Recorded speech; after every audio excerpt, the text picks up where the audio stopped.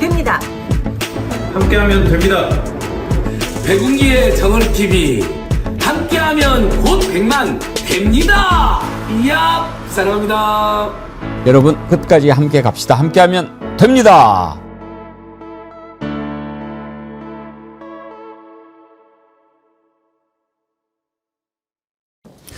여러분 안녕하십니까? 백운기입니다. 반역의 무리들이 마지막 발악을 하고 있습니다. 관봉권 띠지를 없앤 검사들은 국회에 나와서 시종일관 불량하기 짝이 없는 태도로 답변에 나섰고, 대법원장 조희대는 뜬금없이 세종대왕을 꺼내면서 알쏭달쏭한 말로 국민을 어지럽힙니다. 이해가 갑니다. 왜 이들이 이렇게 막가파식으로 하는지. 자신들이 저질렀던 짓으로 검찰이 없어지고 사법부가 흔들리니까 에라 모르겠다 하고 마지막 발악하는 것 아니겠습니까? 이제는 거짓과 어둠의 시간이 지나고 진실의 시간입니다. 당장 조희대는 30일 대선 개입 의혹 청문회에 나와서 누구 지시로 누구와 상의해서 그런 기상천외한 짓을 저질렀는지 밝혀야 할 것입니다. 조희대는 죽어도 대한민국 사법부는 살아있어야 하지 않겠습니까? 생방송 백운기 정치 1번지 출발합니다. 정어리몰에서 준비한 추석 선물 세트, 이번 주부터 본격적으로 이제 추석 선물 준비에 들어가실 텐데요. 제가 어제 이 신고배 소개해드렸는데 이거 주문해 주시는 분들이 아주 많습니다. 10건 20건씩 대량으로 주문하시는 분들이 많아서 편의를 제공해 드리기 위해서 이메일 주소도 같이 안내해 드리겠습니다. 대량 주문 전화는 1551-3158, 1551-3158로 연락 주시면 되고요. 이메일 주소는 order, order, @tradon.co.kr입니다. 여기로 문의하시면 대량 주문 편하게 하실 수 있으니까요. 참고해 주시기 바랍니다. 이번에 첫 수확한 프리미엄 햇 신고배, 정어리몰에서 가장 인기 있는 명절 선물 세트인데요. 여러분들 많이 사랑해 주시기 바랍니다. 그리고 정어리몰에 들어가시면 신고배 말고도 여러 가지 추석 선물 준비가 돼 있으니까요. 이번 추석 선물 꼭 정어리몰에서 챙겨주시기 바랍니다. 여러분. 어제까지 조금 어지러운 거 정리가 되고 오늘 좀 새롭게 출발하는 느낌이 듭니다. 이봉남님, 와우, 본방 처음 보게 됐네요. 늘 감사드려요. 백운기님을 비롯한 출연진 여러분, 여러분들이 정의와 공의를 외쳐주셔서 우리나라가 차츰 정화되는 것 같습니다. 이봉남님, 본방에 와주신 것 환영합니다. 감사합니다. 자, 오늘 정의와 공의를 외치실 세 분 패널 소개하겠습니다. 안진걸 민생경제연구소장님 어서 오십시오. 네, 안녕하십니까. 반갑습니다. 든든한 전혜연 민주연구원 본장님 어서 오십시오. 안녕하세요. 오늘 정어리TV에 처음 뵙는 분입니다. 강수영 변호사님 나오셨습니다. 안녕하십니까. 반갑습니다. 반갑습니다. 화면에서 많이 봐서 그런지 정어리TV 오늘 처음인가요? 네, 저는 처음 뵙습니다. 아, 그래요? 예. 강수영 변호사님 나무위크에서 찾아봤더니 대구에서 학교 다니셨어요? 네네. 대구 오성고등학교에서 전교회장을 했는데 선거운동 한 번 없이 후보 등록 마감 직전에 후보 등록을 했고 투표일 후보자 발언 방송에서 학교 선생님들 성대모사를 해서 웃겨서 전교회장이 됐어요. 네, 제가 웃겨서 전교회장이 됐어요? 네, 마지막에 등록해가지고 제가 욕 많이 먹었습니다. 그래서 저 다른 후보들한테. 웃기면 전교회장 될 수 있구나. 그때는 거의 뭐 인기 투표이기 때문에. 그러면 그때 성대모사 해가지고 전교회장이 됐으면 네. 그 뒤로 성대모사 실력을 좀 가다듬었습니까? 아, 이게 지금 뭐 되는 거 있어요? 역시 그 우물한 개구리라고요. 그 학교에서나 경쟁력이 있지 방송에서 해가지고 싸한 적이 많아가지고요. 제가 크게 위축돼 있습니다. 아, 지금 할 만한 건 없어요? 네네, 우물한 아쉽게도. 개구리 성대모사도 안 돼요?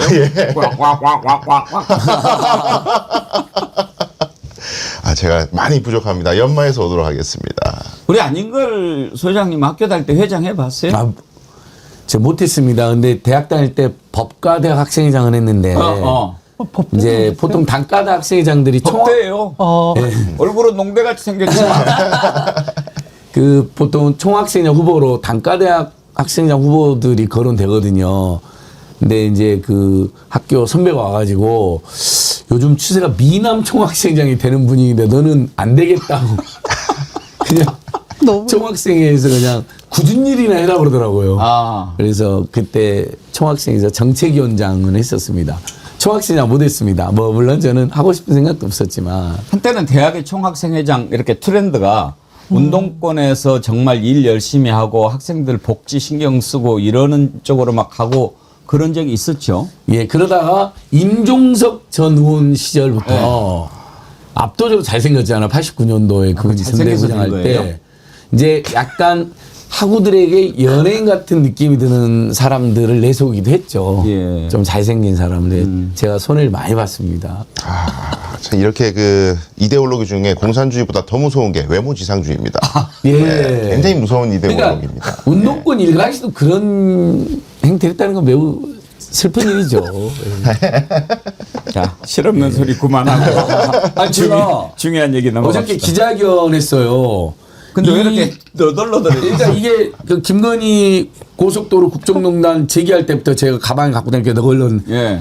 김성교가 느닷없이 여주앙평 최재관 민주당 위원장, 여현정 의원, 최영보 군의원 저까지 무고 명예훼손으로 고발했더라고요. 적반하장으로. 그래서 어제 제가 강득권하고 윤정군 의원하고 아니 특검서로서 모든 게 밝혀졌잖아요. 사실상. 인수위의 관심사안이고 특혜를 주겠다고 용역체 그 꼬등이가 다 확인됐거든요. 예. 근데 이제 궁지에 몰리니까 여러분 저희가 고발당해 또 윤석열, 김건희, 김성교 일당한테 또 고발당했습니다만 굴하지 않고 모든 진실을 밝혀내겠습니다. 우리 또 정의원들께서 걱정하실까봐 저는 괜찮다고 한 말씀 드립니다. 일단 100만 정의원이 되는데 저기 더 중요합니다. 우리 안진걸 소장님 참 열심히 하세요. 우리 힘내라고 박수 한번 쳐주세요. 아이 감사합니다. 진짜 너덜너덜한 피켓. 야 정말 추억의 피켓입니다. 그래도 시간 되면 좀 바꾸세요. 예. 어제 국회에서 관봉권 띠지 사건 그리고 또 이화영 부지사 술자리 의혹 사건 이런 것과 관련해서 청문회가 열렸지요. 그런데 어제 나온 증인들 가운데 검사들의 태도가 참 가관이었습니다. 그중에서도 최재현 검사 무슨 마음을 먹고 그러는지 모르겠는데 그냥 딱 한마디로 개기더군요. 개겨요. 개긴다는 표현 써도 되나 하고 사전을 찾아봤더니 표준말이더라고요. 예. 왜 그렇게 개기는지 오늘 그 이유부터 먼저 한번 생각해 봅시다. 어제 법사위에서 최재현 검사 했던 발언 한번 들어보겠습니다. 관봉권이 검찰에서 고의로 증거를 은멸하고 그걸 은폐했다는 취지로 진행되고 있는데 그건 사실이 아닙니다. 그리고 또 드리고 싶은 말씀은 지난번 청문회를 보니까 저희 압수수색 수사관들 내려놓고 너네가 그러니까 증거를 인멸했니 말았니 그러니까 구속이 돼야 된다 말아야 된다 뭐 이런 얘기들을 하시는데 수사 지금은 제가 답변 드리고 있습니다. 증인 위원장님 답변 드려도 되겠습니까? 마이크를 왜 그렇게 올리는 거죠? 마이크 조금 전에 어떻게 올려놨어요? 그게 뭐 하는 자세입니까? 뭐 하는 자세요? 검사예요? 검사가 세상에 무서운 게 없어요? 의원님 이 비닐에 싸져 있는 그 돈다발 어디 갔어요? 비닐은 어디 가고 띠지는 어디 갔어요? 누가 그걸 폐기했는지, 누가 그걸 잃어버렸는지, 누가 그걸 버렸는지 확인하는 건 본인의 목 아니에요? 제가 그래서 당시에 2015년 1월 8일 9일 대화를 본인의 목인데 그걸 확인했어요? 못했어요? 말씀드리고 있지 않습니까? 좀 들어주십시오. 내가 묻잖아요. 확인했어요? 안 했어요? 확인했다고 말씀드리고 있습니다. 좀 들어주십시오. 그 관봉권이 훼손된 것에 대해서 오롯이 제 책임이라고 생각하고 있습니다. 그래요. 거기까지 이야기하세요. 그러면. 좋습니다. 아까는 네 뭐 그만하겠습니다. 또 물어봐 주시면 사실관계에 대해서 소상하게 답변 드리겠습니다. 책임은 거기에 있는 거예요. 아니 지금 질의하면 그 답변하고 답변한다고 뭐라 최재형 검사 마이크 똑바로 놔요. 마이크도 제가 오자는 위치에 못 전현희 놓습니까? 이게 그런 의원님의 질문 자리입니까? 순서가 되겠습니다. 여러분 어떻게 보셨어요? 제가 보기에는 참 분위기 파악 못하는 것 같기도 하고 뭐 마이크도 내가 뭐 원하는 대로 못 넣냐 이렇게 지금 따지는데 전혜원 원장님 저 자신감은 어디에서 나오는 걸까요? 저런 사람을 요즘은 금쪽이라고 부릅니다. 대한민국 검사의 수준이 우리 오은영 박사님한테 누구 가만히 있어! 라고 하는 금쪽이 수준이라는 게 참으로 참담합니다. 저 자리가 어떤 자리입니까? 국민을 대신해서 국회의원들이 묵고 있는 자리고, 더구나 이 관봉권과 관련된 띠지 분실 사건은 본인들이 대한민국 검사와 검찰의 수준이 얼마나 형편없는지를 보여주는 조직 전체를 망신을 시킨 사건인데, 국민들한테 사죄하고 본인들로 인해서 고통받고 있는 많은 사람들에게 무엇보다 진실이 은폐된 것을 사과하는 게 아니라 내가 뭐 잘못했어 라고 하는 모습이 딱 3살 금쪽이 수준이다. 그 왜 금쪽이들이 그러잖아요. 엄마가 얘기해도 방바닥에 들어누워서 막 팔다리를 휘저으면서 생떼를 쓰는데, 저는 그 모습이 딱 떠올랐습니다. 근데 이거 한마디로 말씀을 드리면, 대한민국 검사들이 지금 국민들을 얼마나 우습게 보고 있고, 국민들의 대리인자인 국회를 얼마나 우습게 보고 있고, 따라서 지금 검찰 개혁을 정말 얼마나 제대로 해야 되는지를 단적으로 보여주고 있는 3살 금쪽이 우리 최 검사님, 나중에 정어리 TV 한번 출연시켜서 대담화 보면은 100만 조회수가 나오겠다. 검찰의 민낯이 더 드러나겠다는 생각도 누구 들어요. 건강 해칠 일 있으시죠?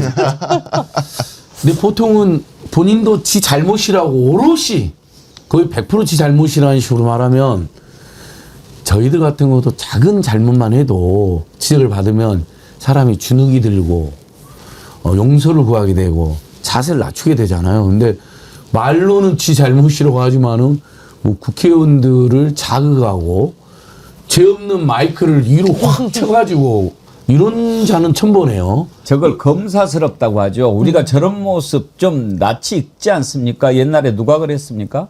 한동훈이라고. 꼭 답변할 때 저런 태도였는데, 오늘 우리 애청자님들 감사합니다. 제가 이렇게 흥분하지 않아도 되게끔 글을 많이 보내주시는데, 선각자님, 마이크 하늘로 들어올린 놈은 처음 봤네요. 빡큐. 슈퍼 마탄다님, 진짜 싸가지 없네. 검사가 벼슬이냐? 벼슬이라고 생각하는 거죠. 꿀꿀꿀님, 시건방이 하늘을 뚫으네. SKJ님, 완전 건방진 새끼. 어디 국민 대표에게 지랄이냐. 국민 혈세가 아깝다. 네 월급 누가 주는데. 네 애비애미가 교육시킨 것이 불쌍하다. 이 새끼 월급 주지 말아야 합니다. SKJ님 왜 그렇게 욕을 많이 하세요? 저는 원래 욕 잘 못하는데 SKJ님 때문에 욕하게 됐잖아요. 강수영 변호사님. 네. 우리가 저런 걸 보면 검사스럽다고 그러잖아요. 네. 검사도 원래 저럽니까? 굉장히 고압적이죠. 그래서 저는 이제 변호사로 현업이 있기 때문에 수사 입회를 들어갈 때도 많고 검사하고 마주칠 때도 많고 같이 밤샐 때도 있고 뭐 그러한데 늘 야단 맞습니다, 제가. 그러니까 뭐 피고인이나 의뢰인하고 같이 들어가가지고 귓속말 한번 했다가 뭐 하는 거예요, 거기에 지금? 무슨 얘기 했어요? 얘기해봐요. 무슨 얘기 했어요? 이렇게 혼날 때도 있고. 특히 이제 과거에 이제 특수부라고 불렀던 뭐 부패 관련된 그런 쪽에 가면 엘리트들이 있는 최정예 멤버라고 자기 스스로 자부심을 있는 그런 검사들은 그렇고, 형사부 검사들은 굉장히 불쌍하게 있어요. 굉장히 이렇게 고개 숙이고 있고 일에 찌들어서 이번 달 미제 사건 500건 600건 쌓여있는데 이거 언제 털어내지, 이런 고민 속에서 막 길들여져 있고, 변호사한테 저 죄송한데 사건 정리 좀 해주세요. 지금 피고인이 말하는 게 너무 장황해서 무슨 말인지 모르겠어요. 피의자가 정리 좀 해주시면 도움 주시면 감사하겠어요. 이런 태도인데 꼭 특수자 붙은 사람들한테 가면은 고압적이에요. 신경질 내고 막 짜증내고.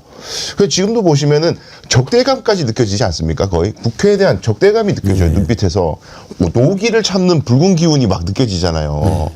그러니까 저거는 아마 평소에 이 이슈 말고도 평소에 국회에 대한 인식이, 이건 뭐 검찰을 갖다 적대시하는 세력들, 검찰 없앤다고 난리치는 것들, 특히 민주당, 이런 적대감이 계속 표출되는 것 같아서 아주 이참에 혼이 나야 된다. 저는 그런 생각이 듭니다. 그러니까 너네들 오기만 해봐라. 이제 이런 마음을 먹고 있는 것이 바로 드러나지 않습니까? 이제 최재현 검사가 어떤 자냐면, 본인이 남부지검 그 담당 검사였어요. 관봉권 띠지 없앨 때. 그러니까 매우 책임이 큰 사람 아닙니까? 그런데 본인이 잘못했다고 해놓고도 저런 태도를 보입니다. 박은정 의원, 또 장경태 의원도 최재현 검사를 상대로 질문을 했는데 한번 들어보시죠. 재산 그 증인은 압수하고 나서 접수를 하실 때 관봉권 본 적 있죠? 네, 맞습니다. 그럼 본인이 훼손했어요?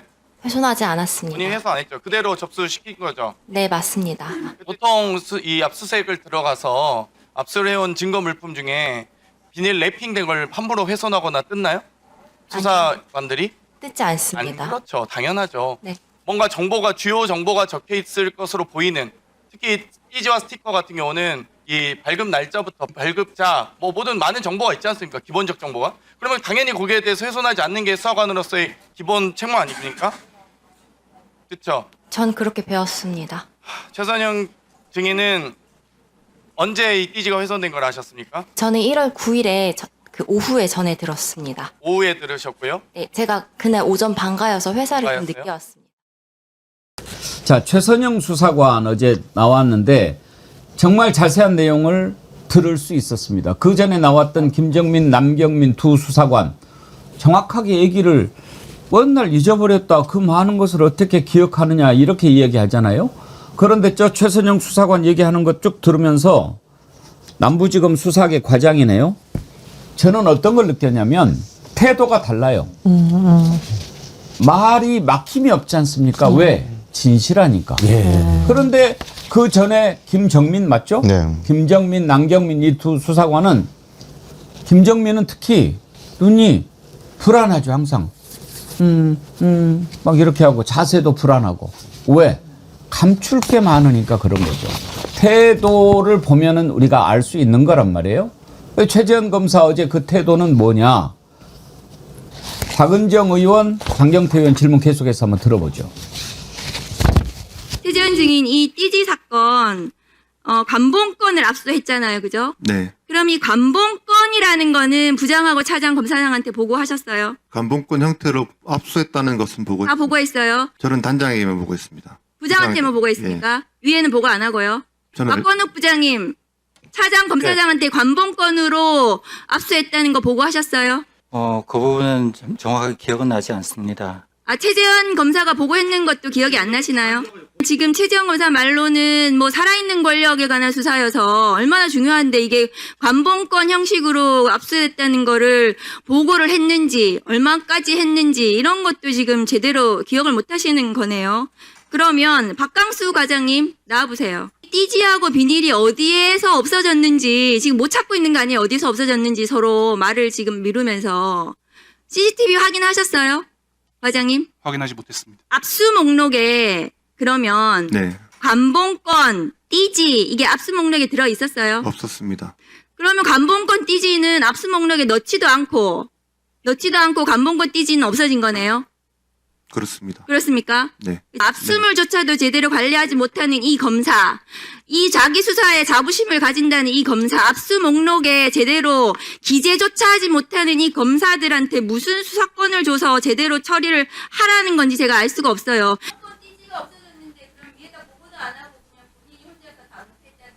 은폐라는 표현은 적절치 않은 것 같고요. 검찰의 보고 체계가 다 무너진 거예요. 윤석열 검찰 이후에. 어, 검사가 이런 관봉권 같은 중요한 게 없어졌으면 위에 빨리빨리 보고하고 그럼 진상을 규명하고 감찰하고 징계하고 이게 차례예요. 절차고. 그 당시 말씀드렸다시피 이거를 위반한 직무유기에 본인 특수직무유기라고 지금 이 경찰이 얘기하는데 본인 특수직무유기에 해당한다고 합니다. 이거. 뭐- 보고가 왜 안 했습니까? 지금 저 검사 말을 쭉 들어보면 또 그 전에 증인 얘기를 들어보면 제가 이해가 안 가는 게 관봉권을 이렇게 이제 뭐 셀 것도 없지만 황수영 변호사님 일단 센다는 것은 이게 액수가 정확한가 보자 해서 센다는 거 아니겠습니까? 네네. 그럼 우리가 막 어떤 사건이라든지 영화 같은 거 보면은 막 이렇게 수사하는 사람들이 가가지고 막 빼돌리기도 하고 그러니까 그렇게 못하게 CCTV 찍을 거 아닙니까? 네. 그러면 관봉권 띠지가 없어졌다. 이거 얼마나 중요한 문제입니까? 그래서 지금 저렇게 국회가 청문회까지 하고 그러는데 CCTV 확인했냐? 안 했다는 거예요. 네.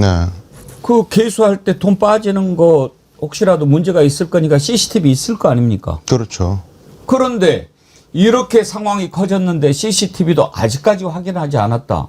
저는 이해가 안 가는데요. 그러니까 이걸 종합해 보면은 고의적인 은폐라는 의혹이 생길 수밖에 없는 거예요. 왜냐하면은 일단은 첫 번째로 검사 쪽에서는 원형 보존 지시를 했다고 이야기를 합니다. 그래서 원형 보존 지시를 해야 되니까 그러면 광봉권에 아닌 현금뿐만이 아니라 비닐과 스티커가 그대로 붙어 있어야 되는 건데 지금 비닐과 스티커가 없어진 거잖아요. 네. 근데 김정민 같은 사람들 얘기하는 게 그래 원형 보존 지시를 받았지만은 내가 이해하기로는 이거 업무 매뉴얼이 없기 때문에 현금을 계좌에 넣지 말고 그냥 현금을 압수 물품에 그대로 넣어놓으라는 의미로 난 이해했지 비닐과 띠지가 그렇게 중요하다는 생각을 못했다는 취지로 얘기를 하고 있어요. 좋다 이거예요. 그러면 비닐과 띠지가 없어졌어요. 뒤늦게 알았으면 이제 검사가 난리를 쳐야죠. 야 원형 보존 지시를 했는데 너 마음대로 비닐하고 어디 갔어? 모르겠는데요. 기억이 안 나는데 이 자식이 정신 어디 갔어? 징계 이렇게 가야 정상인데 이 일련의 진술들을 쭉 들어보면은 문제 제기한 사람이 별로 없어요. 네. 그냥 그대로 덮은 것처럼 보인단 말이에요. 일상적인 징계 절차가 매우 이례적으로 갔고 이상하게 해당 수사관은 그 부분만 계속 기억이 안 난다 그래요. 근데 이번에 최선영 수사관들 얘기해 주시는 거 보면 아주 결정적인데 이 현금을 센 것이 거짓말이다. 왜냐하면 처음에 압수물품 왔을 때 한국은행 강봉권, 신한은행 띠지에 묶여있는 돈, 그다음에 고무줄에 묶여있는 돈이 있었는데 고무줄에 묶여있는 돈은 고무줄 풀어서 샜고 띠지에 신한은행 띠지는 띠지를 훼손하지 않은 상태에서 한 장 한 장 넘겨가지고 포스트잇으로 10장마다 체크를 했다는 거예요. 한국은행 강봉권은 셀 필요가 없다. 비닐에 밀봉이 돼 있기 때문에 안 셌다는 거예요. 그래서 분리를 해가지고 매수를 3,300매 확인하고 건진법사한테 3,300매 맞니? 예 맞습니다 하고 자수서까지 받았다는 거 아닙니까? 근데 뭐 이걸 샌다고 띠지를 없애고 뭐 비닐을 벗겼다? 이 김정민 수사관이 샜다는 것도 명확하게 얘기 안 했어요. 나는 현금 들어오면 다 셉니다. 이런 식으로 얘기했는데 감봉권을 샜는지조차 명확하게 얘기를 안 한단 말이에요. 그러니까 이 거짓말 지점들을 검사들이 이 부분을 해명해야 되는데 그리고 왜 자신의 지시를 어긴 거에 대해서 명확한 징계 절차를 안 했는지 진상 파악 안 했는지를 얘기를 해야 되는데 뭐 저 다 제 책임입니다 이러면서 딱 마이크 올려버리면 닥쳐 너네들 더 이상 얘기하지 마. 내 책임이라잖아. 뭐 처벌하든가 나는 어차피 기소 안 돼 검사니까. 이런 걸로밖에 해석이 안 돼요. 예. 정확한 말씀. 오늘 변호사님 너무 잘 불렀네요. 완벽한 표현인데요. 불렀다 표현하지 말고 모셨다. 잘 모셨습니다. 완벽한 표현인데요. 내가 잘못했어 이 새끼들아 하고 막 때리는 거 아니에요. 거의 막. 근데 저는 저게 진짜로 내가 책임을 지겠다라는 게 아니라 윗선들한테 자 내가 다 뒤집어 쓸 테니까 알아서 해줘 라는 신호가 아닌가 굉장히 의심스럽다는 거죠. 이게 건진법사라는 인물이 누굽니까? 그리고 이 관봉권이라는 게 도대체 누구에게 왔느냐. 뭐 윤석열 김건희라고 상당히 우리가 의심을 하는 여러 가지 정황이 있는데도 불구하고 대통령 부부였던 사람들과 연관될 수 있는 이런 어마무시한 사건에 대해서 잘못을 해놓고도 저렇게 뻔뻔하게 나온다? 전 이거는 누군가와 짜고 치고서 봐요. 내가 다 뒤집어 쓰겠다잖아. 그리고 지금 민주당 의원들하고 싸우고 있잖아. 누군가에게 보여주려고 하는 액션이면 그 누군가는 의심이 된다는 거죠. 이게 상당히 의심스럽다는 생각이 들고요. 지금 제가 되게 어이가 없었던 거는 왜 수사관들을 감싸는 듯한 모습을 또 저기서 액션을 합니까? 언제는 수사관들이 잘못했다는 식으로 글을 올려가지고 수사관들이 반박하는 댓글 들고 난리치니까 조직에서 지금 욕먹고 비열한 사람이라고 비난받으니까 헐리우드 액션을 하고 있는 거예요. 그래서 참 저는 저 사람을 보면서 너무 좀 비열하다. 상황에 따라서 자기만 살려고 온갖 쇼를 다 한다는 생각이 들어서 좀 되게 답답하기도 했고 제가 말씀드렸듯이 우리나라 대한민국의 주요 사건을 담당하는 검사들의 수준이 저 정도였나? 뭐 이런 생각까지 드는 상황이었어요. 검사스럽다가 아니라 검세스럽다고 해야 됩니다. 예전에 노무현 대통령한테 억지로 개기고 부산 상호 나온 거 알면서 대학 학번 물어보던 그자들 거의 그 수준이잖아요. 관봉권이라는 것은요. 검찰 수사관이나 검사들도 너무너무 이례적인 돈이라는 걸 잘합니다. 그래서 이것은 영화에 보면 이러면 장갑 끼고 설령 돈을 센다 하더라도 살짝 벗겨내서 지문 안 묻게 그다음에 띠지에 그 주요 정보 있다는 건 그건 상식적으로 그 유명한 옛날에 장진수 민간인 불법 사찰 사건 공익 제보했던 분이 입막음료로 받은 게 그때 5천만 원 관봉권이어가지고 검찰 수사관이나 검사들이 모를 리가 없습니다. 이게 그냥 이번에 참으로 나온 사건이면 얘들 또 뭔지 몰랐고 잊어먹은 나라는 100번을 양보 그럴 수가 없습니다. 그리고 관봉권은 한국은행에서 또는 특수활동비로 직접 가는 거라는 것은 널리 알려졌기 때문에 이 원형보존이 매우 중요하다는 걸 잘 아는 자들이거든요. 근데 이걸 없애버렸다. 어디 있는지 모른다. 저는 분명히 어떤 조직적 일각에서 고의적으로 아예 은폐하고 이 돈이 윤석열 김건희로부터 온 걸로 확인되면 큰일 나니까 아예 없애버리자라고 작정하고 달려든 거 아닌가 싶습니다. 근데 안진걸 소장님, 저는 궁금한 게요. 지금 저 자리가 자기들이 뭘 잘해서 이렇게 나온 자리가 아니지 않습니까? 네. 관봉권 띠지 없앤 거 말이 안 되는 짓을 했잖아요. 그리고 자기가 했다고 이야기하잖아요. 그런데도 태도가 저런 것을 제가 이해를 못하겠어요. 우리가 학교에 교무실로 너와 그랬을 때 잘했다고 칭찬받으러 가는지 못했다고 혼나러 가는지 알잖아요. 예. 근데 가가지고 태도가 왜요? 왜 불러요? 뭐 이런 태도인데 왜 그럴까요? 그러니까 그래서 검색스럽다는 것이고요. 저는 이거라고 봅니다. 이제 본인들의 잘못으로 이제 검찰청 해체해야 되는데 그걸 추진하는 이제 민주당 국회의원들한테 한번 화풀이나 개기기나 한번 해보자. 그래서 전체 검사들한테 영웅이 되고 국민의 의원님들 제가 이렇게 잘 싸웠어요. 여차하면 정치검찰 선배들처럼 윤석열 한동훈처럼 그다음에 곽규택이처럼 주진우처럼 저도 공천 한번 주세요라고 일종의 개긴 게 아니라 개지랄로 호소를 했다 이렇게 보입니다. 저는 조금 이제 더 깊게 보면은 이런 태도는 정답이 나와 있습니다. 네. 본인의 스토리들이 완결돼 있기 때문이에요. 검찰의 스토리가 완결돼 있다는 말은 절대로 이 건으로 누구도 기소 못한다. 기소하지 않는다. 처벌받지 않고 징계도 받지 않는다. 왜냐하면 검사는 지시를 똑바로 했는데 밑에 수사관이 너무 미숙해서 아차 실수했네요. 이 지점에서 지적해야 되는 게 처음에 검찰발 기사들이 나올 때 분실이라는 단어를 자꾸 쓰니까 지금도 언론에서 분실이라는 얘기를 합니다. 분실은 어디 갔지? 잃어버렸네 이거. 이거예요. 그렇죠. 이렇게 가니까 직원이 미숙해서 업무 매뉴얼이 없어서 경험이 부족해서 그만 잃어버렸는데 기억을 잘 못하네요. 어떡하냐. 애를 잡아놓고 고문할 수도 없고. 안타까운 일이지만은 뭐 하나의 해프닝이에요. 아무도 기소할 수 없어요. 미안해요. 국회의원들 아무리 지져봐야 우린 기소 안 할 거야. 답이 정해져 있으니까 자신감이 넘치는 거예요. 만약에 그러면 이제 김정민 수사관이 걸리게 생겼잖아요. 네. 그리고 이제 최선영 수사관이 이렇게 사실을 이야기하고 그러면 김정민이 위증으로 벌을 받게 되잖아요. 네. 그래서 이러다가는 나만 완전히 망하겠구나 싶어서 사실은 이러이러했습니다라고 하면 어떻게 돼요? 근데 그 자리에서 자기가 했던, 그러니까 그 자리가 맞춰지기 전에 자기 말을 되돌이켜야 예. 처벌을 안 받거든요, 원래. 예. 근데 이미 끝나버렸잖아요. 한번 자기 증언의 자리가. 원래 또 청문회를 하게 되면 네. 가끔 보면은 국회의원들이 기회를 줘요. 네. 지난번에 이렇게 얘기했지만 기회를 한 번 더 주겠다. 여기에서 진실을 이야기하면 네. 지난번 것은 불문에 붙이겠다. 네. 이렇게 하기도 하거든요. 그렇습니다. 근데 이번에 잘 보셔야 되는 게 김정민 수사관의 말에 메시지는 하나밖에 없어요. 기억이 안 난다. 왜 그렇게 가느냐면은 위증이라는 거는 객관적 사실에 반하는 얘기를 하는 게 아니라 기억에 반하는 이야기를 위증으로 처벌하는 거거든요. 근데 기억이 안 난다고 해버리면은 기억이 기준이 없어지는 거예요. 그럼 위증으로 처벌하기가 굉장히 애매합니다. 기억이 안 난다는데. 근데 기억이 나면서 왜 안 난다 그래? 이거는 입증하기가 굉장히 어렵거든요. 그래서 철저하게 처벌받지 않는 스토리들을 완결해서 나온 거라고 저는 해석합니다. 그러니 저런 짓을 하는 거 아니겠습니까? 네. 바다향기님, 거짓은 한 번 생각하고 말하지만 진실은 거침이 없다. 명언이네요. 보수영님 TV님, 검찰이 없어져야 하는 이유. 첫 번째, 기억력이 없음. 두 번째, 시력이 안 좋음. 불리하면 못 봤다. 셋째, 거만한 자세. 국민 앞에서 하는 행동. 검사를 누가 건드려? 기소권도 주면 안 됩니다. 아까 안진걸 소장님 말씀하셨는데 그래 이제 뭐 검찰 없어지는데 뭐 너네들이 그렇게 했잖아. 나도 뭐 이제 뭐 이런 마음 예. 그런 게 좀 느껴지지 않습니까? 이쯤 되면 막 가자는 것이죠. 그냥 막 가버리겠다는 거죠. 그리고 어차피 이제 검사도 못하게 생겼는데 국민의힘한테 공천이나 받자 이런 생각하지 않았을까.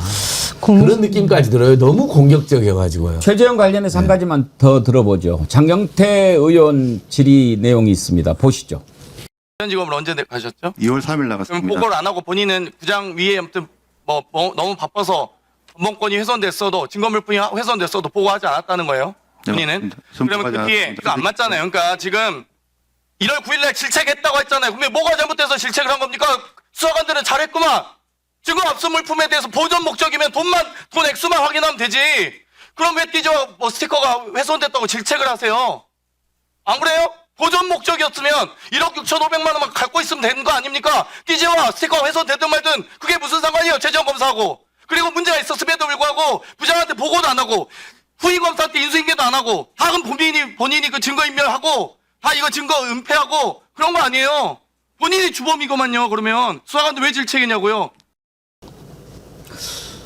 딱 떨어지는 질문 아닙니까? 그렇습니다. 네, 핵심이에요. 그렇게 해놓고 이제 자기는 다른 지역으로 가버린 거 아니에요? 인사 발령 나가지고. 그렇게 덮어질 거라고 생각했을까요? 그런데 자, 지금 이제 최재현 검사라고 하는 자가 어떻게 앞으로 처벌을 받게 될지 진실이 어디까지 드러날지 보겠습니다만은 상식적으로 생각해 봤을 때 저게 최재현 검사 혼자 할 수 있는 일입니까? 당연히 아니죠. 아니죠. 그럼요. 그럼 어디까지 올라갈까요? 일단은 그건 그 관본권의 출처와 관련이 있을 것 같거든요. 그 관본권이 어쨌든 어느 기관과 관련이 있는 돼 있는 돈 아닙니까? 검찰과 관련돼 있는 기관이면 검찰 윗선과 관련이 있을 거고 대통령실하고 관련이 있는 돈이면 윤하고 관련이 있을 거고 그러니까 그 비닐과 띠지가 굉장히 중요한 건데 지금이라도 역추적을 해야 되죠. 그 돈의 출처가 어딘지를. 그럼 윗선이 어딘지까지 연결이 되는데 비닐과 띠지는 사진 찍어놨다고 지금 주장하지 않습니까? 그들이. 이번에 심우정 조사할 때 특검이 그 부분도 혹시 물어봤을까요? 물어봤겠죠. 당연히. 그리고 뭐 당연히 검찰과 관련이 있으니까 검사들이 이렇게 목숨 걸고 뭘 하지 검찰과 아무 관련 없는데 끈떨어진 어떤 권력을 위해서 할까라는 기본적인 추론을 할 수 있죠. 예. 네. 제가 요거 말씀을 드리고 싶은데 신흥석 전 남부지검장 출석을 했잖아요. 그래서 박은정 의원이 물어봤단 말이에요. 그 지문감식 했냐? 그러니까 하지 않았다라고 했잖아요. 이거 잘 보시면은 검사장도 이상하고 수사를 담당했던 검사도 이상하고 그런 그 윗선이었던 검찰총장에게까지 이게 보고가 됐느냐 안 됐느냐 그럼 알고도 은폐를 했느냐 그러니까 이걸 아까 말씀을 되게 잘해 주셨는데 이것의 핵심이 띠지 분실이 아니라 어쩌면 검찰의 조직적 증거 인멸 의혹이라고 저는 이제 언론에서 명예된다고 생각을 하고요. 일부 언론을 보고 제가 기가 막혔는데 저 최재형 검사가 한 걸 이렇게 막 이렇게 재밌게 민주당 의원들하고 싸우는 것처럼 보고 하는데 그러면 안 됩니다. 이거는 엄청난 범죄에 있어서 증거인멸 의혹을 지금 받고 있는 인물들을 마치 영웅화시켜주는 것은 굉장히 위험하다. 그래서 제가 보기에 지금 전환길이나 정광훈 같은 사람들은 저런 검사를 좋아할지 모르지만 국민들이 보기에는 저 사람은 공무원할 최소한의 자격이 없는 사람이다. 이렇게 써야 되는 게 맞다고 봅니다. 저렇게 이제 검사들이 개기고 있는데 검사들이 개긴다고 한다면 조희대는 대들고 있어요. 조희대 대법원장이 어제 무슨 말을 했는데 저는 들어봐도 무슨 말인지 잘 모르겠던데 무슨 세종대왕이 어떻게 훌륭한 일을 하셨고 근데 이제 그 얘기를 할 때는 뭔가 의도가 있지 않겠습니까? 알쏭달쏭하게 국민들을 어지럽히는 발언을 했거든요. 한번 들어보겠습니다. 세종대왕께서는 법을 왕권 강화를 위한 통치 수단이 아니라 백성들의 삶의 질을 향상시키고 그들의 권리를 보장하는 규범적 토대로 삼으셨습니다. 급변하는 시대의 흐름 속에서도 법치와 사법 독립의 정신을 굳건히 지켜내고 또한 법의 공포와 집행에 있어서는 백성들에게 충분히 알리셨고 공법 시행을 앞두고서는 전국적으로 민심을 수렴하여 백성들의 뜻을 반영하고자 노력하셨습니다. 제가 사소한 거 하나 먼저 짚고 그다음에 본질적인 문제 얘기하겠습니다. 지금 이제 그 말하는 태도를 이렇게 보시면 뭔가를 읽는 것을 알 수 있죠. 저게 이제 프롬프터라고 하는 겁니다. 프롬프터는 화면이 이렇게 있고 거기에 원고가 뜨게 돼 있어요. 그러니까 이렇게 원고를 보지 않고도 그 프롬프터를 보면서 얘기를 하는 건데 저건 의도적인 것은 아니고 아마 무식해서 그랬을 거예요. 원래 프롬프터는 카메라 위치에 있어요. 그래야 원고를 안 보고 카메라를 보고 다 하는구나. 그래서 이제 처음에 프롬프터를 잘 모르는 분들은 야 머리 좋네 저걸 다 외웠네. 지금은 이제 다 알죠. 그런데 프롬프터를 보면서 하는데 프롬프터를 카메라 아래에다 설치를 해놓은 거예요. 그걸 보면서 이렇게 읽는 거예요. 그것도 뭐 고개도 왔다 갔다 하더만. 그러려면 그냥 보고 읽으면 되지 왜 프롬프터를 쓰는가. 저는 저 사소한 것 같지만 참 멍청하다 하는 거 하나 있고요. 또 일부러 그런 거 아닌가. 이게 나는 너희들을 아래로 보고 있어. 시종일관 시선이 아래로 향하게 이렇게 돼 있어요. 그래서 그런 건 아닌가. 고약하구나. 그런 생각이 하나 들었고요. 본질적인 문제로는 세종대왕 얘기를 꺼냈는데 지금 이제 그게 논란이 되니까 아니 뭐 세종대왕이 훌륭하다는 얘기 한 건데 뭐가 잘못이냐라고 해요. 그러면 대법원장 자격이 없죠. 세종대왕은 법을 왕권 강화를 위해서 쓰지 않았다. 그러면 왜 그 얘기를 하느냐? 그 얘기를 하는 목적도 없이 이야기하면 대법원장 자격이 없죠.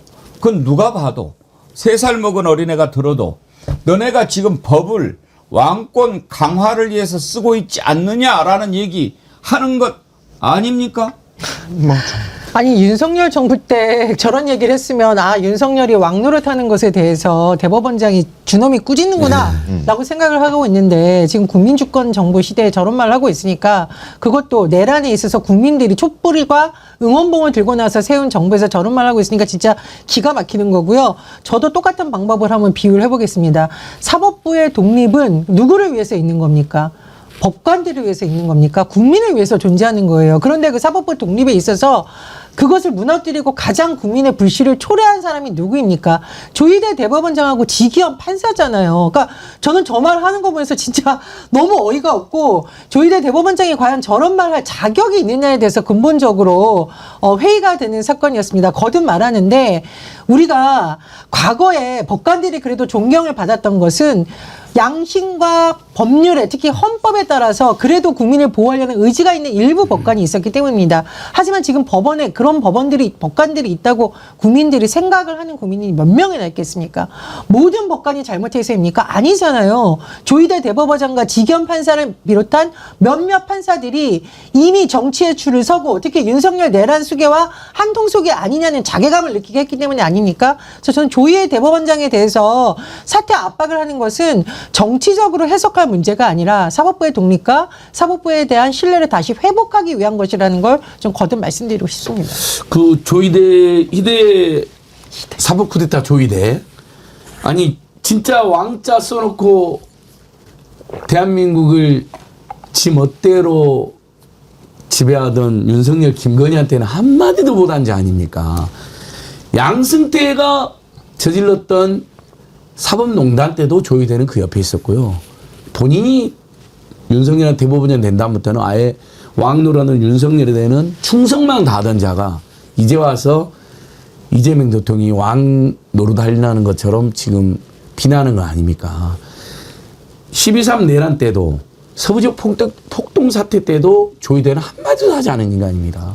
오죽하면 서울대 법대 한인섭 교수가 조희대는 역사상 가장 불법 정치를 한 사람이다. 판사 중에 나가야 된다라고 이렇게 글을 올리셨던데 참으로 너무 뻔뻔한 사람입니다. 예.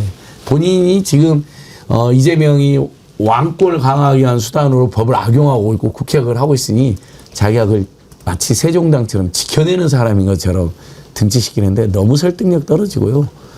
세종대왕이 지하에서 그냥 아주 화를 낼 일입니다. 조희대가 자기를 언급하다니 이렇게 꼭 혼내주고 싶습니다. 그러니까 이게 메시지는 이렇게 읽어야 될 것 같습니다. 예. 지금 법원 조직법으로 사법개혁을 하려고 합니다. 대법관 수를 늘린다든가 뭐 내란 재판, 뭐 전담 재판부도 마련하려고 하는데 그런 법으로 사법개혁을 하려는 것 자체가 왕권 강화하는 거 아니냐 너네들. 이재명 대통령을 위해서 너희들 이렇게 하는 거 아니냐라고 인식하고 있다는 것을 드러내는 거고요.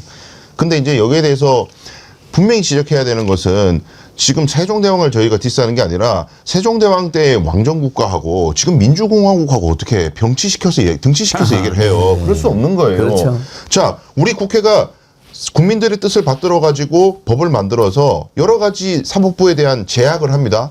자, 법원 지기현 판사가 예를 들어 가지고 재판을 쭉 해보니까 내란 수괴 맞는 것 같긴 한데 나는 뭐 그냥 좀 봐주고 싶어. 한 징역 1년 정도 하지 뭐.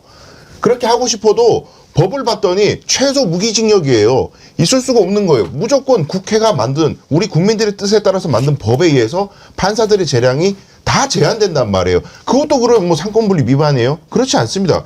법원은 철저히 국민들의 뜻에 따라서 만들어진 법을 준수해야 되고 그 존재 위에서 자기들의 독립을 얘기해야 되는 거지, 우리들에 대해서 간섭하는 건 다 상권분리 위반이야, 이런 시각으로 접근하는 것은 굉장히 정근대적인 시각이라는 거죠.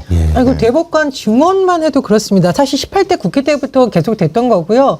제가 법조기자들 할 때 판사를 만나보잖아요. 자기네 과로사 할 것 같다 그래요. 그리고 진정으로 국민을 위한 사법 서비스는 국민들이 애타게 그 재판을 기다리게 하는 게 아니잖아요. 그럼 지금 제가 찾아보니까 대법관 한 명이 연평균 3,000건을 처리한다. 그래서 사건 하나에 7년이 걸리는 경우도 있답니다. 그러면 오히려 대법원장이 국민을 위한 사법 서비스 차원에서 현실적으로 법관들이 처리할 수 없는 건수가 쏟아지고 있는데, 이 문제에 대해서 뭐 논의하겠다 이렇게 해야 될지 합리적인 거지, 대법관 관련해서 국회에서 무슨 논의만 하면 사법권 침해라는 등 이게 무슨 정책인 것으로 해석을 하니까 사실은 제가 헌법학자들도 만나면 되게 어이없어 하거든요. 지금 대법원이 보이는 이 행태는 도대체 뭐냐 이런 거 얘기를 하고 있는데, 아까 저는 너무 잘 지적했다고 생각을 합니다. 한인석 교수님 같은 분이 지금 조희대 대법원장한테 펄펄 뛰는 것은 정치의 영역이 아니라 과연 지금 사법부가 보여주는 태도가 기득권 카르텔이냐 아니면 국민을 위한 모습이냐 좀 돌아보라, 이 따끔한 충고로 저는 생각이 듭니다. 그러니까 이게 원래 사법부의 독립이라는 것은 부당한 권력과 탐욕스러운 대자본으로부터의 독립을 의미하는 것이거든요. 국민주권과 민주적 통제로부터 독립이 아니라. 그래서 사법부 권력 창출의 주체가 누굽니까? 우리 헌법상도 그렇고 자연법상으로도 그렇고 그것은 국민이 창출해 준 겁니다. 다만 국민은 대통령을 뽑고 국회를 뽑아서 사법부가 임명된 권력인데 자본과 권력부터 독립이 아니라 국민으로부터 독립해서 국민이 권리하는 것을 행정입법이 또 통제하게 되는 것입니다. 그 민주주의 기본도 모르고 지가 멋대로 지금 이재명이 왕입니까? 국회가 왕입니까? 그 사람들이 윤석열처럼 쿠데타를 하기로 했습니까? 그래도 우리 국민들께서 각고의 노력 끝에 토론하고 논쟁해서 다수의 권력을 선출한 사람들이거든요. 그러면 뭐 의견이야 낼 수는 있지만 니들이 지금 왕으로 우리를 지금 통제하려고 한다, 이런 헛소리는 하면 안 되죠. 대법원장 조희대가 세종대왕 말씀을 인용을 했는데, 조희대에게 저도 세종대왕의 말씀 한마디 들려드리고 싶네요. 모든 것은 적기가 있다. 무엇이든지 적기에 행하면 훌륭한 결과를 얻을 것이다. 이런 말씀을 하셨거든요. 딱 지금 물러날 때입니다. 아주 적기입니다. 지금 조희대 30일 청문회가 잡혀 있는데 그 전에 그만두고 30일 날 청문회에 나와서 사실을 밝히면 그나마 조금 동정을 얻지 않을까, 그런 생각이 드는데요. 어제 법사위에서 청문회 안건 통과가 됐죠. 한번 그 장면 보시겠습니다. 이렇게 검찰과 법원, 사법체계가 몽땅 내란법을 지키는 쪽으로 일사불란하게 움직였습니다. 그럼에도 불구하고 조희대 대법원장은 오늘날까지도 침묵으로 일관하면서 사법부 독립만 외치고 있습니다. 마치 사법과 권력이 긴장하고 있다, 이런 프레임을 스스로 만들어내고 있습니다. 전국 대법원장이 전국 법원장 회의를 소집해서 그렇게 선동하고 있는 것입니다.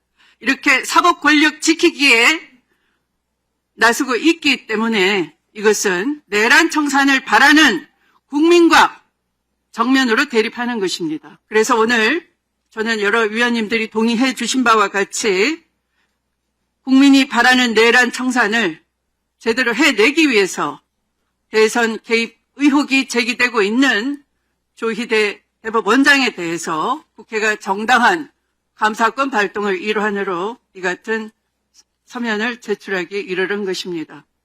그러면 의사일정 제2항 조희대 대법원장 대선 개입 의혹 관련 긴급 현안 청문회 실시 계획서 채택의 건을 이와 같이 의결하고자 하는데 이의 없으십니까? 네, 그러면 가결되었음을 선포합니다. 자, 조희대 30일 청문회 증인으로 채택이 됐는데 나올까요? 나와야죠. 근데 안 나올 것 같아요, 처음에는. 근데 이거를 두고 언론을 좀 지적해야 되는 게요, 오늘 기사들을 보니까 사상 초유, 사상 초유라는 표현을 막 붙이더라고요. 마치 민주당이 굉장히 폭거를 한 것처럼 법원을 갖다가 이렇게 할 수가 없는데 이 사법부를 완전히 뭉개려고 하는구나. 뭐 입법 권력을 가지고 이런 프레임으로 접근하면 굉장히 부적절합니다. 그리고 일부 언론을 보니까 지금 법사위에서 저런 결정을 한 것을 당 지도부와 일절 연락하지 않았고 당 지도부도 당혹스러워하고 있다. 이 톤다운을 하려고 지금 당 지도부는 하고 있었는데 굉장히 당황스럽다. 이런 기사를 막 내더라고요. 근거는 없어요. 근데 근거는 아무것도 없이 그냥 그렇게 얘기하고 있는데 국민들로 하여금 호도하는 거거든요. 대법원장이라고 하더라도 정치 개입을 해서 삼권분립의 선을 넘었으면은 국회가 물어야 됩니다. 국회가 묻는 것은 국민들이 물어보는 거예요. 우리 국민들이 대법원장한테는 질문 못합니까? 대법원장은 무조건 다 착하니까? 어느 국민이 그걸 납득해요? 이미 그 신뢰는 무너졌습니다. 사법부 신뢰 회복을 위해서 국회가 저렇게 움직이는 거지 사법부를 깔아뭉개려고 하는 게 아니란 말이에요. 언론들도 정말 각성해야 됩니다. 그렇습니다. 예. 아니, 무슨 사상초입니까? 양승태는 구속도 됐는데 윤석열과 한동훈이가 수사해가지고요. 대법원장 구속까지 시키지 않았습니까? 그러니까 지금 조이대를 지금 구속시키겠다는 겁니까? 제발 좀 사상초유의 대선 후보 말살, 대선 후보 교체 시도, 또 심지어는 한덕수랑 협잡했다는 의혹까지 제기되니 대선 후보를 말살하고 교체하려고 했던 시도는 팩트이고 한덕수 정상명 등과 만났다는 의혹은 아직은 팩트인지 모르겠지만 중요한 의혹이 제기되었으니 이건 국민들로서는 도저히 못 갈 수 없다. 아니 시중에 장사하면서 누구한테나 물어보십시오. 요즘에 사법부나 조이대 행태에 대해서 웬만한 중도나 합리적인 보수분들도 이건 아니지. 조이대가 심했지. 이틀 만에 재판을 해가지고 이재명을 날리고 소부에 해부되어 있는 걸 2시간 만에 뺏어가 버리고. 아니 그거에 대해서 묻지도 못합니까 국회의원님들이? 뭐 조이대 오면 뭐 거기서 구속이라도 시킵니까? 제가 고발했는데 수사도 안 하던데요 보니까요. 묻는 민주주의는 묻고 답하는 것이 기본입니다. 기본적으로. 뜬금없이 세종대왕 얘기를 꺼낸 것 자체는 매우 부적절한 겁니다. 많은 분들이 지적을 해주셨는데요. 수향님, 조이대는 지금도 왕정에 살고 있다고 생각하는 겁니까? 윤석열을 왕이라고 생각하니까 그런 겁니까? 조이대도 그랬나 봐요. 통일교도 윤석열한테 주는 돈은 왕이라고 표시를 했더라고요. 부산이대희님, 왕조 국가하고 공화정하고 같은가? 참 이상한 논리라 못 알아듣겠네. 하평파님, 야 하평파님 오늘의 댓글입니다. 나란 말씀이 희대와 달라. 아, 천재다. 나란 말씀 대단하시죠? 기대와 달라. 나란 말씀이 희대와 달라. 아무튼 뭐 청문회 나오겠습니까마는 이제 그런 생각 하겠죠. 뭐 내가 안 나온다고 구인하겠어, 어떻게 하겠어, 뭐 강제 출석시키겠어 이렇게 버티겠지만 사법부의 힘보다 더 무서운 것은요 진실의 힘입니다. 국민의 힘이고요. 그 국민의 힘 말고 빨리 진실을 밝혀야죠. 이제는 진실의 시간입니다. 어둠과 거짓의 시간이 다 지나가고 있는데 정말 요즘에 그런 생각 많이 들어요. 지금이 매우 중요하다. 청사는 시작도 중요하지만 정리가 매우 중요합니다. 이걸 마지막에 잘 정리를 못하면 다 무너져요. 특히 바퀴벌레 같은 것들은요. 한 마리 더 남겨놔서는 안 됩니다. 그 한 마리 남겨놓으면 이게 금방 새끼를 쳐가지고 어마무시하게 번식하거든요. 바퀴벌레는 끝까지 죽여야 됩니다. 밟아서. 대충 뿌려도 안 돼요. 완전한 청산. 그거 해야 됩니다. 그러기 위해서 해야 될 일들이 참 많은데 가장 중요한 것은 우리가 흔들리지 않는 겁니다. 우리가 함께 해야 반드시 저자들을 다 정리할 수 있습니다. 정말 한 가지 짧게 짚어보고 다음으로 넘어가죠. 윤석열이 보석을 신청을 했는데 지금 이제 신문 날짜를 26일인가? 네. 잡았더라고요. 신문 날짜를 원래 안 잡고 보석 결정을 할 수도 있다고 들었는데 신문 날짜를 굳이 잡은 이유는 한번 검토해 볼 만하다라고 본 걸까요? 그렇죠. 그러니까 건강 문제니까요. 예. 건강이 안 좋아가지고 지금 공판에 안 나온다는 거 아닙니까? 예. 그럼 보석 신문을 위해서 넌 나올 거냐? 건강이 안 좋아서 재판을 못 가는데 보석 신문을 위해서는 법원에 나올 건지 이건 법원으로서는 체크해 볼 만하죠. 예. 근데 아마 나올 거예요. 왜냐하면 안 나오고 서류만 해가지고는 인용될 확률이 거의 없거든요. 얘는 지사할 때는 다 나왔어요. 네, 아마 나올 거예요. 아주 남루한 행색으로 아마 나올 가능성이 있습니다. 네. 근데 건강 핑계로 10번이나 연속 불출석을 했다, 재판에.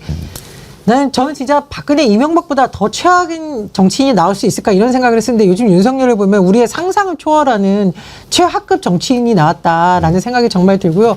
이 와중에 또 보석해가지고 보석하기 위해서 밖에서 나온다. 이 진짜 뭐 앞으로 역사 유일무이하게 대한민국 망신을 시킨 정치인으로 기록되지 않을까 이런 생각이 듭니다. 나와서도 안 되고 나올 리도 없겠죠. 제2의 지경 같은 짓을 또 저지를 판사는 없을 것입니다. 예. 뭐, 그건 우리가 전두환, 노태우, 이명박, 박근혜보다 더 나쁜 놈이라고, 전두환, 노태우, 광주에서 시민을 학살하고 학생들을 간첩으로 몰아죽인 걸, 그것은 뭐 비교할 수도 없는 어마어마한 천인군 악행이지만, 그걸 빼고는 정치 형태나 불법 비리 형태로 치면 전두환, 노태우, 이명박, 박근혜 다 합친 것보다 더 나쁜 놈이에요. 윤석열, 김건희는. 비교할 수가 없는 자입니다. 아무튼 뭐 지금까지 저렇게 안 나오고 있는데 글쎄요. 보석 신문에는 나온다. 저는 이제 윤석열 어차피 보석은 안 받아들여지겠죠. 네, 기억될 겁니다. 안 받아들여질 거고 네. 곧 윤석열 수위 입고 출석하는 모습 볼 수 있을 거라고 생각합니다. 왜냐하면 김건희가 모레죠? 출석하는데 법원이 중계를 촬영을 허가를 했거든요. 그러면 김건희가 수위 입고 나옵니까? 근데 그거는 예전에는 그랬는데 요즘에는 자기 옷을 입고 나오게 배려해 주기도 하거든요. 본인이 선택할 수 본인이 있는데 선택할 수 있다. 법정 안에 들어올 때는 본인 옷을 입고 나올 수가 있더라고요. 그래요? 예전엔 수의였는데 요즘은 평상복을 입고 나옵니다. 수갑은? 수갑은 풀고 입장할 때는 풀고 들어가죠. 예. 배려를 해줄 수도 있습니다. 예. 수위 입고 우리 이명박, 박근혜 이렇게 출석하는 모습이 네. 기억에 있는데 전두환도 그랬었잖아요. 예. 예. 아, 그게 나중에 바뀌었군요. 네, 예. 윤석열이 저렇게 버티는 것은 그 모습을 보여주지 않기 위해서 그러는 거라고 생각하거든요. 근데 저거 빨리 끄집어내서 딱 공개하면 저는 그 순간에 이제 그리고 지금까지 10번이나 이렇게 출석하지 않고 조사도 안 받고 그러는 자가 자기 보석하겠다고 그것도 신문에는 나오고 저런 모습을 그러니까 좀 이제는 술 마신 지 오래돼가지고 정신이 좀 온전하게 돌아올 법도 한데 그게 안 되나 봐요. 제가 보기엔 지금 변호사들 통해 가지고 나가게 할 수 있는 어떠한 방법이든 총동원하라고 한 것 같습니다. 지금 뭐 최근에 위헌법률심판 재청 신청한 것도 그렇고 뭐 헌법소원 하자는 것도 그렇고 변호사들 그렇게 많이 선임돼 있으니까 다 각자 아이디어 하나씩 가져와서 어떻게든 나갈 수 있는 방법을 강구해봐라고 지시한 것으로 보여요. 그냥 뭐 본인의 권리니까 하는 건 좋은데 뭐라도 하여튼 하여간 다시 직위원 탈옥 사태가 재발되는 순간 국민들 법원을 어떻게 가만두겠습니까? 네. 저도 도저히 용납할 수 없는 지금도 일입니다. 직위원이 침대 재판하고 있는데 보석은 상상도 할 수 아마 윤석열은 트럼프가 항공모함으로 자기를 구해줄 가능성이 높기 때문에 항공모함을 청계천까지 끌고 와서 그래서 할 수 있는 모든 짓을 다 하기로 작정을 한 것 같아요. 변호사들도 말도 안 된다고 생각하면서 윤석열 김건희한테 돈도 받았죠. 가스라이팅도 되어 있고 극우 세력이 있다. 자기들을 비호해 주니까 별별 짓을 다 한다. 정말 창피한 일이다. 윤석열 보석 신청하고 김용현 전 장관이 내란 재판부 기피 신청했다라는 거 들을 때마다 그 본인들 때문에 지금 군인으로서의 삶이 많이 망가진 사람들도 있잖아요. 적극 가담자도 있지만 어쩔 수 없이 가서 지금도 트라우마 치료받고 그런 사람들이 있다라고 하는데 그 당사자들과 가족들이 봤을 때 도대체 어떤 심정일까 생각이 듭니다. 본인들이야 과거에 누렸던 권력과 돈으로 엄청난 호화 변호인단 사서 요리 빠져나고 조리 빠져나고 온갖 법기술을 다 쓰는데 정말 최소한은 인간으로서의 가져야 될 게 없다 이런 생각이 들고요. 앞으로 절대로 이런 국방부 장관, 이런 군 통수권자 나와서는 안 됩니다. 그래서 저도 오히려 군에 가 있는 군인들과 그리고 군에 가족을 보낸 가족들이 오히려 이 사건에 대해서 관심 있게 봐야 된다. 최혜병 사건도 문제이지만 이 두 사람이 한때 이 많은 군인들의 수장이었다는 걸 잊지 않았다는 생각이 듭니다. 예.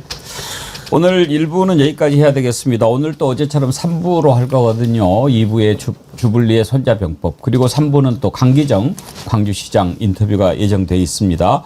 여러분들 끝까지 함께해 주시고요. 변함없이님 슈퍼챗 보내주셨네요. 한학자 학교 입학, 내란 세력 끝까지 완전 책별. 네.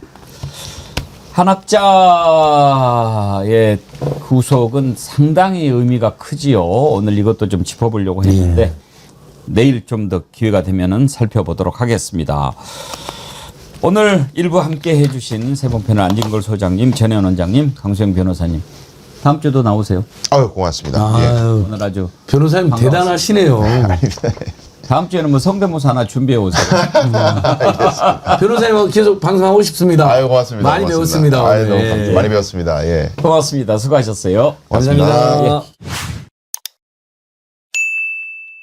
예, 주불리 김병주 최고위원님 오셨습니다. 어서 오세요. 네, 안녕하세요. 큐브 버튼 받으셨네. 아, 그렇습니다. 언박싱 네. 어디 회관에서 하셨어요? 네, 네, 저희 사무실에서 했고요. 축하드립니다. 네, 아이고 감사합니다. 오늘 가지고 오시지 그랬어요. 아, 그러니까요. 오늘 깜빡했네요.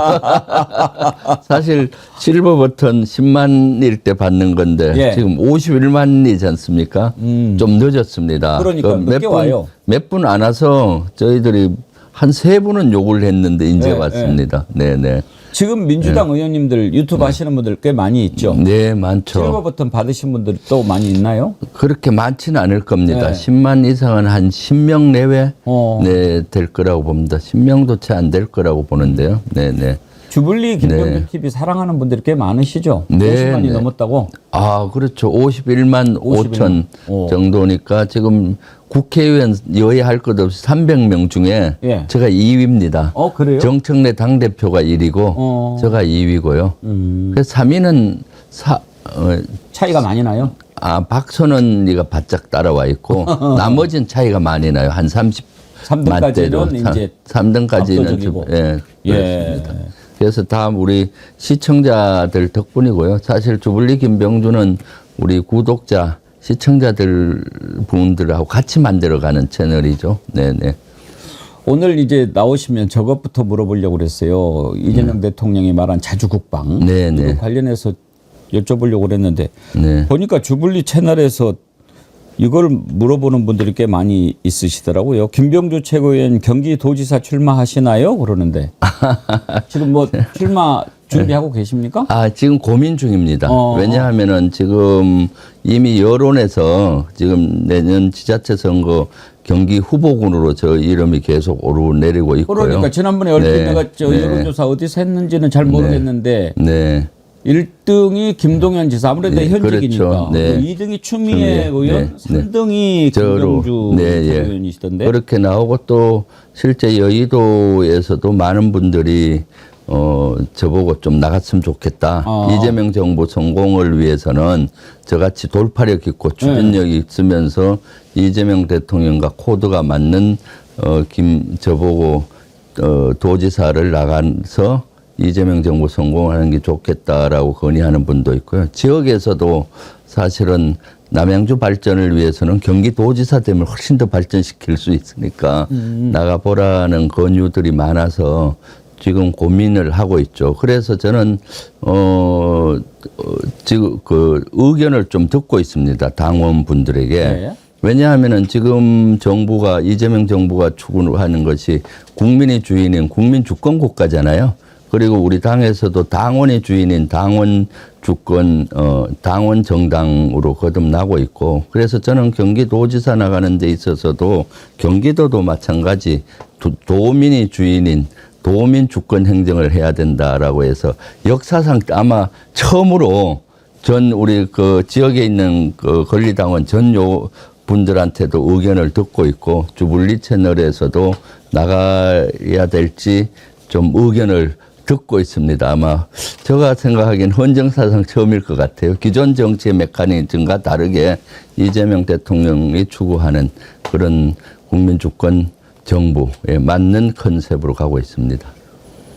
특히 이제 경기도는 지금 남부, 북부 북부, 네. 북부가 아주 중요한 지역이 되고 있잖아요. 네네. 안보와 관련해서. 그럼요. 네. 그런 점에서도 강점이 있을 것 같고. 네. 알겠습니다. 마음이 만약에 정해지시면 네. 그렇게 한번 그 부분에 관해서 얘기 나눠보도록 하죠. 네. 그래서 오늘 정어리 TV 시청자 여러분들도 네. 좀 댓글 한번 달아주세요. 제가 경기도지사 나가도 될지. 그리고 그래요? 또 주불리 김병주 채널에 오셔서 뭐 좀 더 달아주면 좋겠습니다. 제가 일주일 동안 통계를 좀 내보려고 합니다. 예. 그래서 다음 주에 한번 또 발표를 할 예정입니다. 그래요. 사실 네. 지금 3등이라고 하지만 네. 남양주 비례대표로 계시면서 남양주에 출마하실 때만 해도 네. 이름도 없었잖아요. 네, 그런데 네, 네. 국회의원 당선되셨잖아요. 네. 그 돌파력이 있으시니까. 그래요. 그리고 바로 최고위원회 최고위원도 되고. 그리고 예. 최고위원 작년 8월에 선거할 때도 제가 경기도에서 압도적으로 2위 했어요. 어허. 1, 2위 차이가 거의 없이 2위로 해서 경기도 분들의 지지는 높은데 대부분 그래서 제가 좀 경기도민들의 또 우리 지지자분들의 의견을 좀 듣는 것이 맞다라고 생각해서 알겠습니다. 의견 듣는 시간입니다. 지금 댓글에 네. 경기도지사 뭐 성원한다는 서울시장으로 나오라는 것도 있고 근데 지금 지역구가 지역이 남양주월 경기도이기 예, 때문에 예. 경기도지사가 더 맞죠. 우리 주불리 응원하는 분들이 많이 계시니까 네, 기회가 네. 되면 그 내용 한번 살펴보도록 하고요. 나중에 정어리 TV에서 한번 그 여론조사인가요? 그 김병주 나가도 좋으냐 마느냐. 100%죠. 아니요, 그래도 한번 해주시면 좋을 것 같네요. 알겠습니다. 기회를 봅시다. 자, 이재명 대통령 미국에 갔는데 네. 미국에 가기 전날 자주국방론을 꺼냈어요. 네, 네, 그 자주국방론을 두고 이제 여러 가지 해석이 나오는데 네, 일단 이재명 대통령이 페이스북에 올린 글을 보면 강력한 국방개혁으로 완전한 자주국방 태세를 갖춰나가겠다. 외국 군대가 없으면 자주국방이 불가능한처럼 생각하는 일각의 굴종적 사고 이런 표현을 썼거든요. 네, 네, 이걸 두고 이제 그러면 한미동맹 없애자는 거냐 막 이렇게 네. 나오는데 네. 이재명 대통령의 이 말을 김병주 최고위원님은 어떻게 해석했습니까? 아주 시대를 꿰뚫는 통찰력이라고 봤습니다. 예. 아주 잘 말씀하셨고요. 특히 보수에서 얘기하는 외국 군대가 없이도 완전한 자주국방 태세를 갖춰야 된다라는 걸 가지고 뭐 미군 철수를 종용하는 거냐, 뭐 한미동맹을 파탄내라는 거냐 이런 비난을 하는데 그거는 진짜로 하나는 알고 둘은 모르는 얘기입니다. 미국이 원하는 것이 이겁니다. 외국 군대 없이도 완전히 자주국방을 한국이 갖는 거예요. 예. 왜냐? 그래야 미국이 부담이 줄거든요. 그래서 한미 간에는 매년 양계 합참의장 회의인 MCM을 하고 양계 국방장관 회의를 SCM을 해요. 이때 연합사령관, 주한미군 사령관은 한국군이 이런 능력을 좀 갖춰달라. 그걸 핵심 군사 능력을 이거를 보고를 해요. 꼭 이걸 해 주십시오. 그래야 우리 한미 전력이 잘 싸울 수 있습니다. 해서 끊임없이 미국은 우리에게 자주국방을 하라고 요구를 합니다. 그러면은 미국이 부담이 줄지 않습니까? 예. 그런 측면에서 외국 군대 없이도 완전한 자주국방 태세는 사실은 미국이 원하는 겁니다. 안 그러면은 우리가 자주국방이 제대로 안 되면은 그 공백을 누가 해야 됩니까? 미국이 해야 되잖아요. 네. 그럼 한반도에 전쟁이 일어난다면은 미국의 희생이 커지고 자기들 국력이 소모되니까 우리 외국 군대 없이도 너들 자주국방을 해라. 그렇지만은 한미는 같이 하는 거죠. 그렇기 때문에 이건 한미 동맹을 오히려 더 강화하는 것이고 미군 철수와는 전혀 관계없는 거예요. 주한미군 사령관이 세 가지 직위가 있지 않습니까? 한국에 나와 있는 주한미군 사령관은 연합사령관이기도 하고 유엔사령관이기도 한데 이 주한미군 사령관은 끊임없이 자주국방하라고 핵심 군사 능력을 매년 뽑아서 한국군은 이런 능력을 좀 더 갖춰 주십시오 하고 양계 합참의장과 한미 국방장관한테 건의하고 그런 것들이 반영이 되는 그런 것이고요. 그리고 그 중간에 메시지들이 지금 시대에 맞는 군을 건설하자는 거거든요. 이재명 대통령께서. 예. 예를 든다면은 유무인 복합 체계를 가야 된다. 이제는 병력이 절감이 되고 군이 줄어들잖아요. 그 공백을 무인 전차, 무인 로봇, 무인 드론이 하게 된 공백을 메울 수가 있습니다. 유무인 복합 체계는 그 유인과 무인을 복합하는 겁니다. 미국은 이미 하고 있는데 유인 전투기가 가면은 무인기 세대가 같이 갑니다. 네. 그럼 저기 나타난 무인기가 가서 격추시키고 뒤에서 조정하는 거고요. 나중에 제가 대통령께서도 원하는 건 뭔가 이걸 얘기를 제가 대표 시절에도 많이 했었습니다. 예를 들어 병사 한 명이 전투할 때 로봇 3명을 거느리고 가는 겁니다. 그럼 저 안에 건물 안에 저기 한 500m 안에 저기 있다. 그러면은 주머니에 소형 드론 잠자리 같은 걸 갖고 딱 날리면은 저기 어디 있는지 확인할 거 아닙니까? 그럼 로봇 넣어가서 전투해야 하면 전투하고 그다음 이제 그 병사는 나중에 확인하고. 그게 이제 스마트 강군이죠. 유무인 복합 체계이면서 스마트 강군인 거거든요. 그래서 이재명 대통령께서 이 유무인 첨단 복합 체계 또 드론의 어떤 뭐 그런 것들 AI가 장착된 무인 체계 이런 무기 체계로 가야 강군으로 된다. 그래서 올해 예산도 국방 예산을 8%나 올렸어요. 예전에 이렇게 8% 올린 정부는 노무현 정부밖에 없습니다. 보수 정부에서는 3, 4%밖에 안 올리거든요. 그렇게 많이 올리면서 자주국방 대세를 하려고 하고 있고 이것은 미국이 원하는 거다.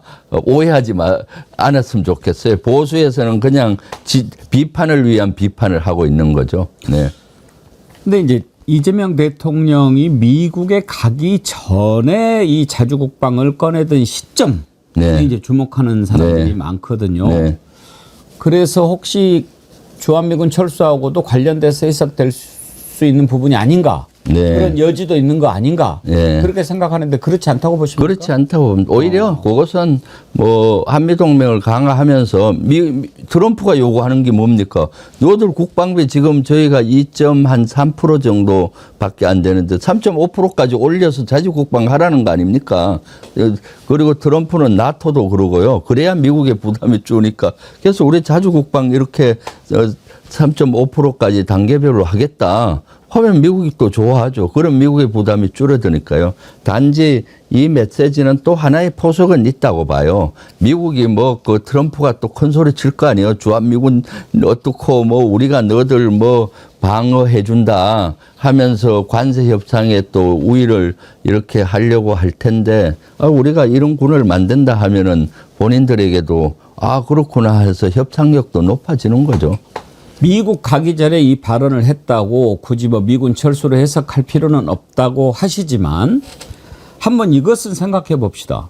주한미군 우리가 이제 미국이 만약에 철수시키면 당장에 난리가 날 것처럼 이렇게 생각을 하는 사람들이 많이 있는데 주한미군 주둔이 우리만 좋은 일입니까? 솔직히 말해서 미국의 필요는 없습니까? 미국이 필요하죠. 네. 오히려 미국이 지금 더 필요한 거 아닌가요? 네, 그렇죠.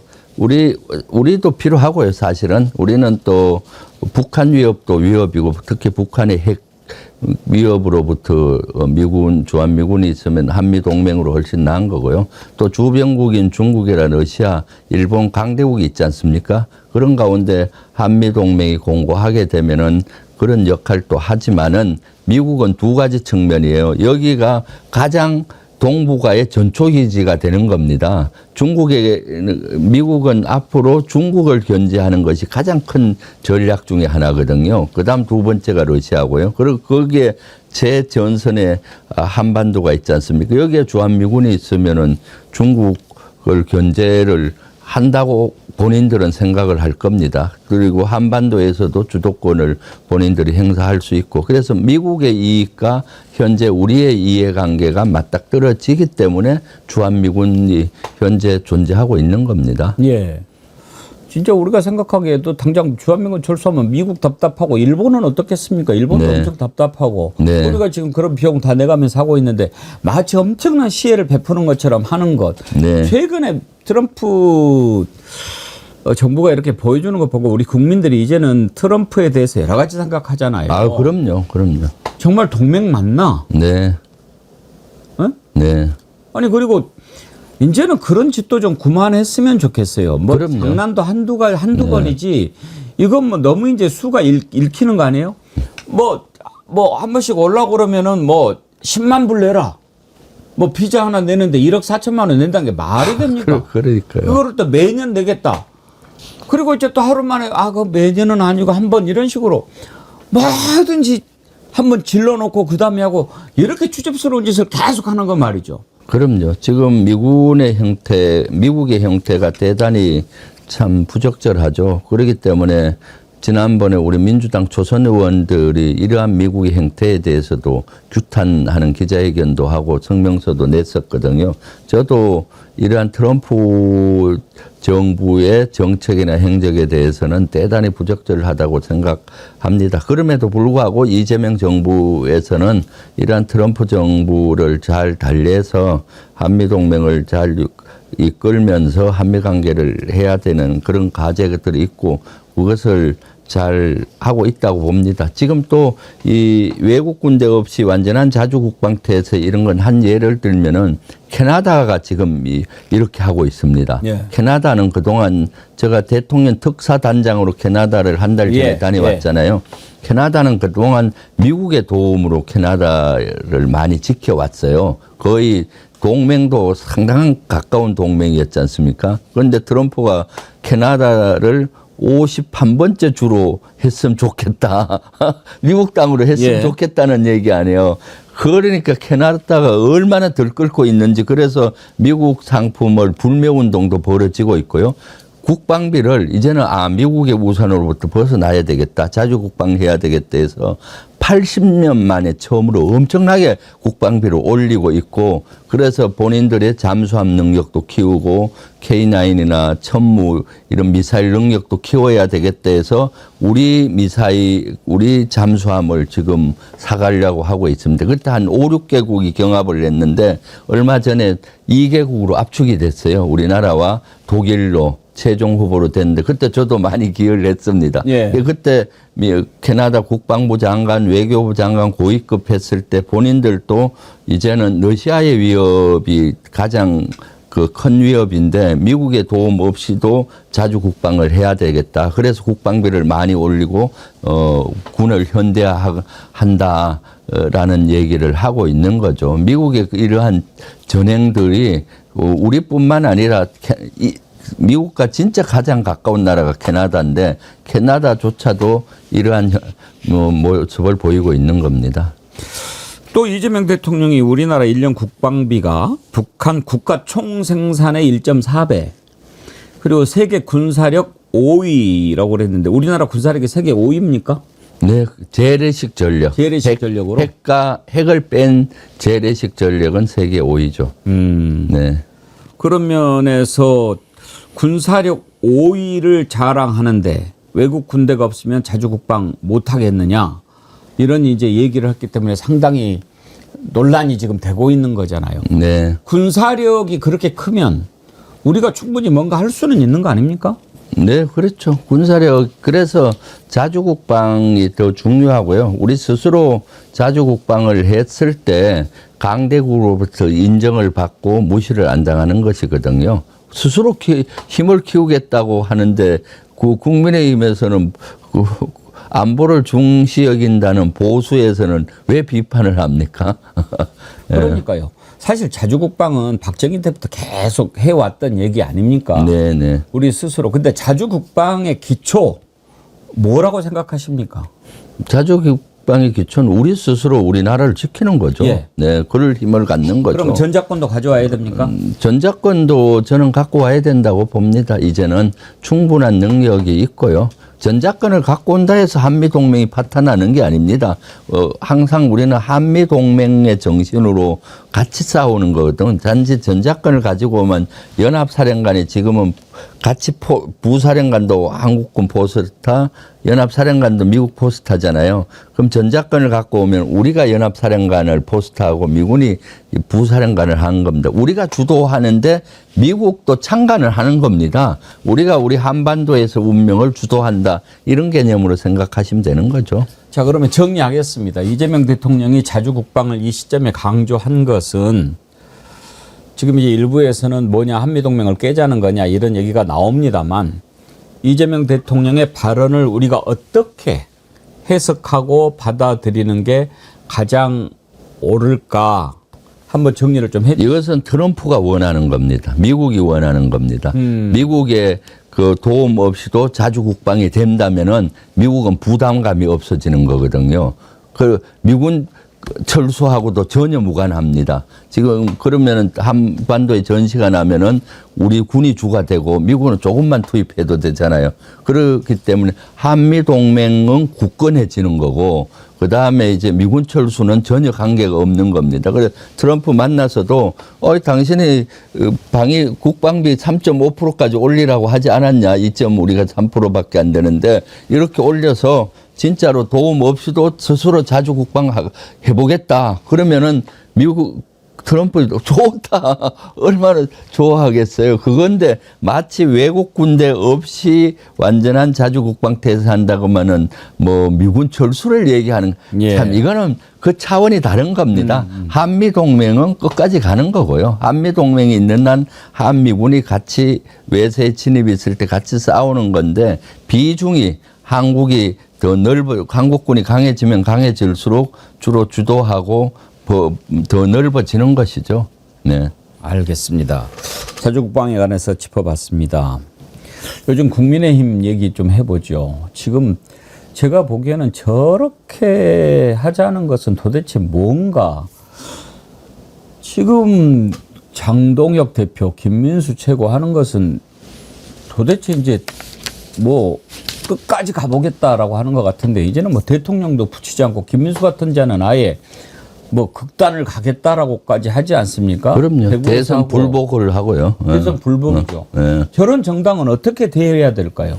스스로 저는 내란 정당이란 걸 자임하고 있고 스스로 위원 정당 해산의 길을 한 발 한 발 스스로 가고 있다고 봅니다. 지금 보십시오. 대구 집회 때 보면은 윤 어게인을 외치는 사람도 있었고 보니까 그 윤석열 대통령 외치는 그룹도 있고 또 부정선거 이 팻말을 갖고 와서 또 하는 세력들도 있고 변한 게 하나도 없습니다. 그리고 장동혁부터 이재명 끌어내리겠다고 하고 또 그 최고위원 한 사람은 선거 무효라고 하면서 대선 불복을 주장했잖아요. 이것은 대선 불복은 민주주의 꽂힌 선거 결과를 부정하는 거고 지금 이재명 대통령께서 이번에 대통령을 뽑히면서 국민의 1728만 표를 얻었어요. 그럼 이 국민들을 완전히 배신하는 거가 아니겠습니까? 그래서 저는 제2 내란을 획책하는 것이 아닌가라고 봅니다. 아직 내란 정당에 그걸 벗어버리지 못하고 다시 제2 내란 정당의 길을 가겠다는 거, 내란을 일으키겠다는 걸로 저는 밖에 볼 수가 없는 거거든요. 이재명 어떻게 끌어내립니까? 합법적으로 끌어내릴 수 있나요? 또 비상계엄 하겠다는 거예요? 또 내란을 일으키겠다는 겁니까? 참 말도 안 되는. 그 지금 장동혁이나 이런 사람들한테 반대했던 사람들 말고 김대식 의원까지도 100일밖에 안 된 대통령을 그렇게 얘기하는 거 자기는 말이 안 된다고 생각하는 사람들이 국민의힘에도 있어요. 네, 그렇습니다. 지금 사실 이재명 정부 들어와서 12.3 내란을 극복하고 무너진 민주주의를 이제 겨우겨우 회복하고 아직도 내란 척결이 안 됐잖아요. 그리고 여러 분야의 비정상의 정상화를 가고 있는데 지금 이렇게 나오는 것은 스스로 자멸의 길을 가고 있다라고 봅니다. 근데 저는 참 이해가 안 가는 게요. 뭔가를 할 때도 전략도 필요하고 그러지 않겠습니까? 그러면 이재명 대통령의 지지가 막 무너져가지고 이렇게 하면 한번 뭐 탄핵도 해볼 수 있겠다 이러면 몰라도 압도적인 지지를 받고 있는데도 그런 식으로 하는 이유는 뭘까요? 저는 국민의힘에서 내분이 너무 많고 위기의식이 엄청나다고 보여요. 지금 뭐 권성동 감옥에 다시 구속됐죠. 지금 나경원부터 많은 사람들이 지금 재판받고 또 추경호라든가 내란으로 지금 조사를 받고 있기 때문에 위원정당으로 가서 해산할 수 있다는 위기감이 엄청날 거로 보입니다. 그러니까 최후 발악을 하는 거죠. 그걸 겸허히 받아들이고 국민께 사죄하고 또 내란 세력과 그 금을 긋고 하게 되면은 기사회생할 텐데 그거보다는 극우의 길로 가서 그나마 얼마 남지 않은 한 콘크리트 지지층 한 10% 정도나 몇 프로가 될지 모르겠지만 그 지지층이라도 안고 가서 이렇게 하려고 하는 것이 아닌가 하는 것이 있고요. 그분들의 또 의식 구조 자체가 사실은 민주주의적인 의식 구조를 갖고 있지 않다고 저는 보고 있거든요. 예. 그래서 해답은 이제는 국민의힘은 더 이상 희망이 없다. 그 국민의힘은 해산이 필요하다라고 그 보여집니다. 방법밖에 없는 것 같아요. 네. 그리고 지금 조희대, 한덕수, 김충식, 정상명 이렇게 네 사람 만나서 논의를 했다라고 하는 제보가 들어온 네. 뒤로 그 부분에 관해서 계속 얘기가 나오고 있지 않습니까? 네. 혹시 지금 당 내에서 그것과 관련해서 뭐 좀 얘기가 더 나오는 게 있습니까? 저는 뭐 이것은 사실 수사를 해야 된다고 보고 있고요. 수사로 밝혀야 된다고 보고 있습니다. 사실 지금 서영교 의원하고 부승찬 의원이 문제 제기를 했었잖아요. 저는 부승찬 의원이나 서영교 의원은 진짜 12.3 내란을 극복하는데 제일 선봉에 서서 싸워왔고요. 그래서 저는 부승찬이나 서영교 의원의 말을 믿고 있고, 그리고 조희대와 같이 12.3 내란에 입 닫고 지금 범란을 일으킨 이런 세력들의 말은 저는 믿고 싶지 않습니다. 믿지도 않고요. 네. 그렇기 때문에 이 문제는 이제 이슈가 됐고 논란이 되고 있으니 내란 특검에서 조사를 해야 된다라고 봐요. 실제 네. 수사를. 왜냐하면은 사실 조희대 대법원장은 12.3 내란 비상계엄이 있었을 때 저는 내란에 동조했다고 보고 있습니다. 저는 개인적으로. 예. 왜냐 비상계엄이 되면은 행정부하고 사법부를 계엄군이 관장하게 돼 있습니다. 그리고 계엄군 내에는 군사법원이 설치가 되고 민간인들도 군사법원에서 받게 돼 있는 범죄의 많은 부분이 있거든요. 그럼 사법부가 협조를 해 주는 겁니다. 그럼 그때 어떤 협조를 했는지 또 자체는 뭘 했는지 그런 것들을 수사를 해야 되는데 지금 수사가 이루어지지 않고 있거든요. 그리고 제대로 된 반대 성명도 내지 않았잖아요. 예. 그 이후의 행적은 어떻습니까? 막강한 대선 후보 이재명 죽이기를 해서 했던 제2 범란 쿠데타를 일으킨 거 아니겠습니까? 그리고 또 사법부 내에서도 지기현 재판부가 내란에 대해서 재판을 자꾸 지연하고 있고 또 윤석열 내란 수계를 풀어주고 그리고 지기현은 또 룸사롱 의혹을 받고 예. 있는데 자체 감사를 한 걸로 알고 있는데 발표를 안 하잖아요. 안 나와요. 그럼 직무유기죠. 본인이 제대로 이런 것들. 12.3 내란 때도 저는 동조를 했다고 보고 직무유기라고 보고요. 그래서 조희대 대법원장은 빨리 사퇴하고 조희대 원장에 대해서는 내란 특검에서 수사를 해야 된다라고 보여지고요. 다행히 이번에 그 청문회를 하는 걸로 법사위에서 예. 어제 얘기가 나왔던데. 나오겠습니까? 근데 뭐 본인이 안 나올 것 같아요. 그러니까 결국은 수사로 밝혀야 된다라고 저는 보여집니다. 예. 하고 뭐 그렇게라도 계속 해가지고 네. 딴소리 못하게 해놓는 것이 매우 중요하죠. 네. 지금 사법부 제대로 정신 차리라고 국민들이 막 소리 지른 뒤로 네. 구속영장들 착착 나오잖아요. 네네. 이런 거 보면은 지기현이랑 조희대도 얼마 안 남았다고 생각합니다. 네네. 국민 이기는 사람이 어디 있습니까? 아, 그럼요. 네네. 예. 오늘 여기까지 하죠. 네. 제가 그 앞에 서두에 얘기했는데 헌정사상 처음으로 저도 경기도지사에 대한 걸 의견을 묻고 있습니다. 당원한테. 국민주권 시대 또 당원이 주인인 시대 경기도도 실제 도민 주권 행정이 이루어져야 된다고 해서 한번 물어보고 있으니 여러분 댓글 달아두시고요. 특히 주불리 김병주 오셔서 댓글 달아주면 지금 일주일 동안 제가 통계를 내고 있고 의견을 듣고 있습니다. 그렇게 좀 해주시면은 감사하겠습니다.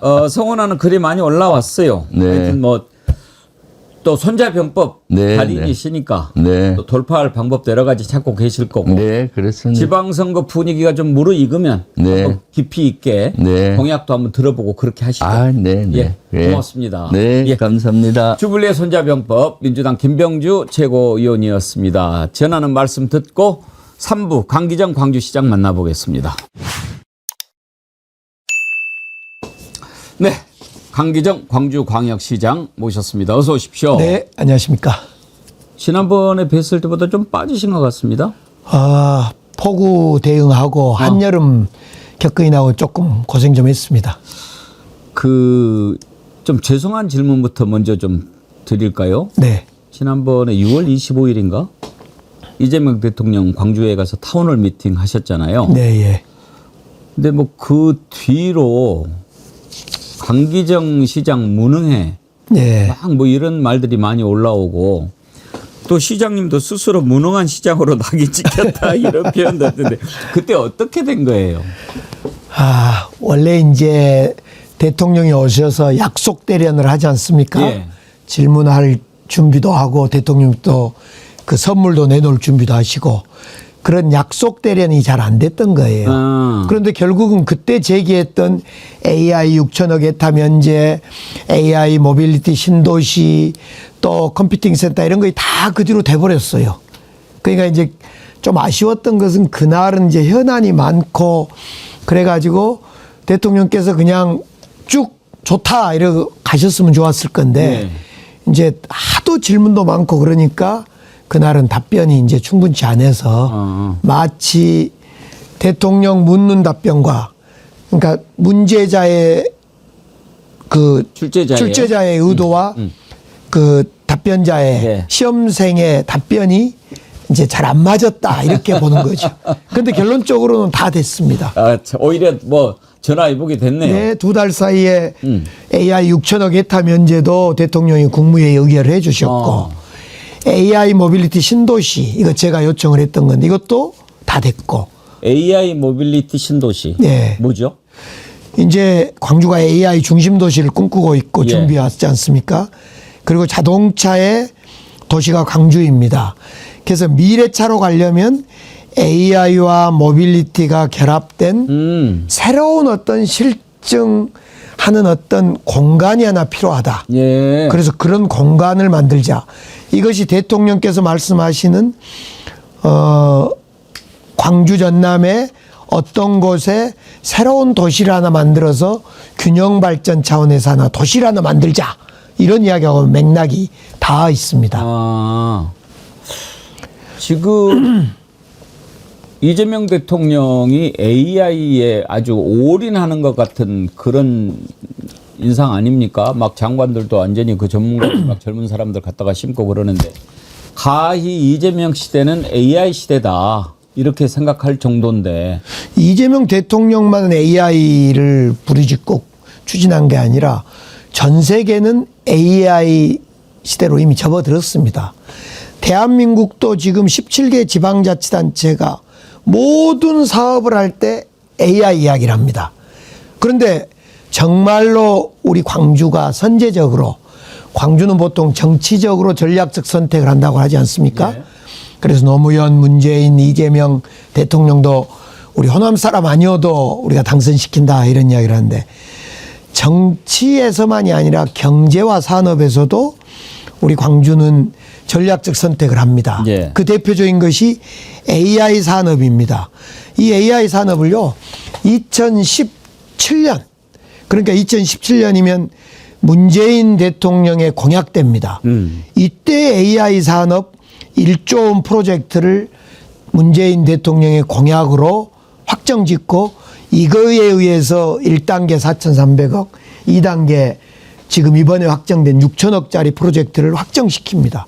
그런 만큼 AI 시대는 이재명 대통령이 혼심을 기울이지만은 전 세계 또는 대한민국 모두의 관심사이고 그래서 이제 미국, 중국에 이은 빅3로 가야 되는데 이 빅3로 가기 위해서 지금 초거대 컴퓨팅 센터, 국가 AI 컴퓨팅 센터 유치를 지금 광주가 뛰어들었고 정부에서 준비를 하고 있습니다.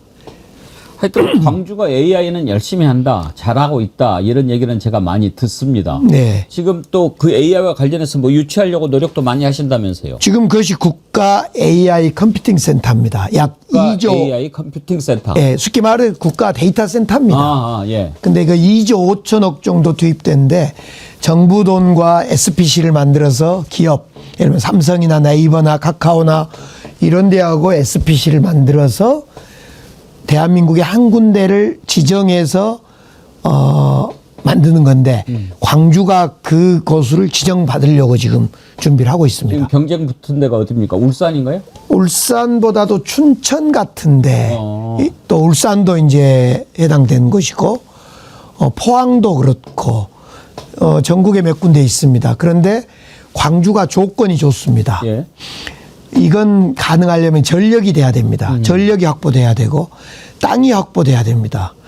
또 하나는 이제 광주는 국가 AI 데이터 센터를 1년 6개월 전에 오픈을 해서 지금 경험을 갖고 있습니다. 그래서 이런 데이터 센터 운영 노하우 이런 거 있기 때문에 광주가 유리한 지점을 갖고 있습니다. 그래서 제가 국가 AI 데이터 센터 컴퓨팅 센터 유치위원회를 구성해서 지금 열심히 하고 있고 사실은 이재명 대통령도 AI 데이터 센터는 광주에 하자가 본인의 대통령의 후보 시절의 공약입니다. 그렇기 때문에 광주에 될 수밖에 없습니다. 그러면 국가 컴퓨팅 센터, 국가 AI 데이터 센터 이거 짓는 것은 정해진 거고 이제 어느 지역으로 오느냐가 매우 중요한 문제군요. 그렇습니다. 10월 21일까지 공모해서 예.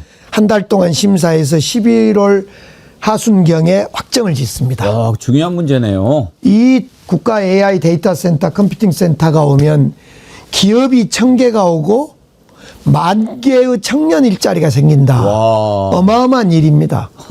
이건 정부로 봐도 그렇고 우리 광주로 봐도 새로운 미래 산업이 만들어지는 겁니다. 자치단체들 아주 기를 쓰고 서로 유치하려고 하겠네요. 예, 많은 분들이 유치하려고 하는데 광주만한 조건을 갖는 데가 만만치 아까 말씀하신 전력이라든지 뭐 이런 부분들 예. 경험 노하우 이런 것도 있고 그렇습니다. 내일 중국 가신다는데 그러면 이런 이거 관련입니까? 그렇습니다. 지금 중국이 AI 관련해서 빅2 아닙니까? 미국과 중국이 앞다퉈 갔는데 특히 항저우나 상해 이런 데가 이제 AI 컴퓨팅 센터나 데이터 센터가 아주 집약돼 있고 딥식을 대표하는 거기가 이제 항저우의 대학에 이제 그 출신자가 만드는 곳이라서 거기도 가보고 그러려고 준비하고 있습니다. 알겠습니다. 가서 또 좋은 걸 많이 보고 오면은 중국의 항저우가 좀 그쪽으로 많이 발달한 모양이죠? 상해 이쪽이 많이 돼 있습니다. 그래요. 지금 그 문제가 제일 큰 현안이시겠군요. 네, 대한민국으로 봐도 그렇고 광주로 보면 이 초거대 컴퓨팅 센터 이걸 유치하고 만드는 것이 최대의 미래 먹거리입니다.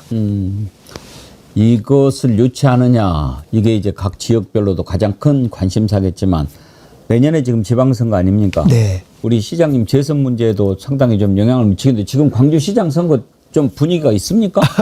너무 빨리 달아올라요. 왜 그래요? 글쎄요. 지금은 온 힘을 모아서 이재명 정부의 국정과제를 어떻게 실현시킬 건가 예산도 담아야 되고 지금은 팀을 합쳐서 국회의원 뭐 저를 비롯한 시장, 구청장 모두가 힘을 합쳐서 이재명 정부의 5년 로드맵을 지금 작성해야 할 때거든요. 지금은 그럴 때인데 지금 저 또 출마하려고 하는 국회의원 단체장들이 서로 미세한 긴장을 하지요. 왜냐하면 내년 선거를 앞두고 일찌감치 광주만 지난 6월부터 여론조사를 실시한 거예요. 여론조사를 누가 더 낫냐 그러면 누가 더 낫냐 이 질문을 해요. 그러면 누가 더 나은지를 예를 들면 누가 어떤 정책을 어떻게 잘했냐라고 평가를 하는 게 아니라 누가 내년 후보로 좋겠냐 1년 가까이 남는 내년에 누가 낫겠냐 그러면 그 답안은 시민들도 답답할 수 있고 어려울 수가 있고. 누가 그런 여론조사를 돌리는데? 희망자가? 희망자가 하는지 이제 그 언론인이 이제 언론사가 이제 돌리긴 하지요. 그럼 시장님 보시기에 지금 좀 과열 양상이 있다, 조기 과열 양상이 있다라고 하는데 광주가 좀 심합니까? 다른 지역도 마찬가지입니까? 광주만 돌립니다. 그래요? 예. 광주만 돌리고 있고. 그것은 뭐 어느 기간 이전에 돌리는 것은 뭐 어긋난다 이런 건 없나요? 네, 법적으로는 그런 건 없습니다. 다만 이제 광주만 정치 과잉이 되어서 지금은 광주의 미래 5년 이재명 정부의 먹거리를 국가 컴퓨팅 센터를 어떻게 유치하고 내년 예산을 어떻게 확보하고 이런 데 지혜를 모아야 될 때다 이렇게 보여지고요. 지금 광주만 너무 과잉되게 내년 지방선거를 벌새로 발동을 거는 것 그런 느낌입니다. 광주가 좀 유독 그렇군요. 그럼 이것도 하나 여쭤볼게요. 지난번에 보궐선거에서 담양군수 조국혁신당이 차지했잖아요. 그 담양의 특수성입니까? 아니면 광주 전남 지역의 조국혁신당의 어떤 뭐 지지가 있습니까? 뭐 기본적으로 조국 후보에 대한 당시에 조국 대표에 대한 인기가 분명히 있습니다. 그런데 당시에 담양 선거 후보 결정 과정에 민주당 결정 과정에 좀 미스가 있은 것 같아요. 그래서 이제 후보 중에 한 사람이 탈당해서 조국당 후보를 지지했던 것도 있고 이런 후보 결정 과정에 문제가 좀 있었다. 이제 이런 것 하나 하고 두 번째로는 당시에 이제 민주당 후보와 조국당 후보가 누가 진짜 담양 사람이냐는 그런 문제가 있었고 이런 어떤 프레임으로 딱 간 겁니다. 예. 혹시 광주시장 뭐 예비 후보 뭐 또 출마하려고 하는 사람들 가운데 조국 신당에도 좀 강적이 있습니까? 글쎄 정치라는 것은 늘 변하기 때문에요. 뭐 조국당 후보도 조국혁신당 후보도 나오면 경쟁력을 가질 거라고 생각합니다. 알겠습니다. 저는 이제 사실 지방선거 아직 좀 많이 남았다 해서 지방선거 어느 정도 좀 분위기가 익으면 지방선거 관련된 내용도 좀 다루고 그래야겠다 생각했는데 오늘 김병주 최고위원도 이 앞에 나와가지고 이제 경기지사 얘기를 하고 벌써부터 막 이렇게 이제 지방선거가 막 달아오르는구나 네. 그런 느낌을 피부로 느꼈거든요. 이제 보통 추석 때 근처에서 지방선거에 대한 이야기를 이제 하기도 합니다. 추석 밥상에 이제 올리니까. 예. 그런데 이제 우리 광주는 추석에 한 3개월 전에 빨라져 버렸죠. 알겠습니다. 반가운 소식이 하나 있더라고요. 호남고속도로 광주 구간 확장 공사 네. 본격화되는 겁니까? 어제 기공식을 했습니다. 아이고 참. 이것이 2011년 예. 제가 국회의원 재선 때부터 시작된 이야기인데요. 근데 문제는 예산이 재정이 이것이 무려 현재 8천억. 예. 그러면 광주하고 정부하고 5대 5인데요. 예. 저희 광주시가 4천억을 내놓아야 됩니다. 매년 1,000억 가까운 돈을 빚을 내서 이렇게 내놔야 돼서 공사가 됩니다. 그런 돈이 있습니까? 지금 100% 빚을 내야 됩니다. 그 컴퓨팅 센터 하면은 조금 큰 도움이 되기는 하겠는데. 이제 컴퓨팅 센터는 우리 시 돈은 안 들어갑니다. 예. 국가 예산으로 되는 국가하고 거고요? 기업하고 예. 예를 들면 삼성이다 기업하고 SPC로 하는 거니까 그건 우리 시는 돈이 안 들어갑니다. 돈이 들어도 그건 수건 사업이니까 빨리 이루어져야 될 텐데 어디부터 어디까지 확장하는 거예요? 그 동강주 톨게이트 예. 안에 있으면 문흥동, 예. 각하동 거기서부터 광산 IC까지 예. 11km 좀 넘습니다. 이제 그것이 확장이 되면 제일 이제 덕을 본 것이 시청하고 연결된 그 도로가 많이 막힙니다. 예. 거기가 좀 원활해질까 이런 생각을 해봅니다. 그렇군요. 아무튼 수건 사업들이 많은데 군공항 이전 사업은 어떻게 되고 있습니까? 군공항은 정말 제가 임기 안에 꼭지를 따겠다, 도장을 찍겠다 이래서 열심히 달려왔지 않습니까? 예.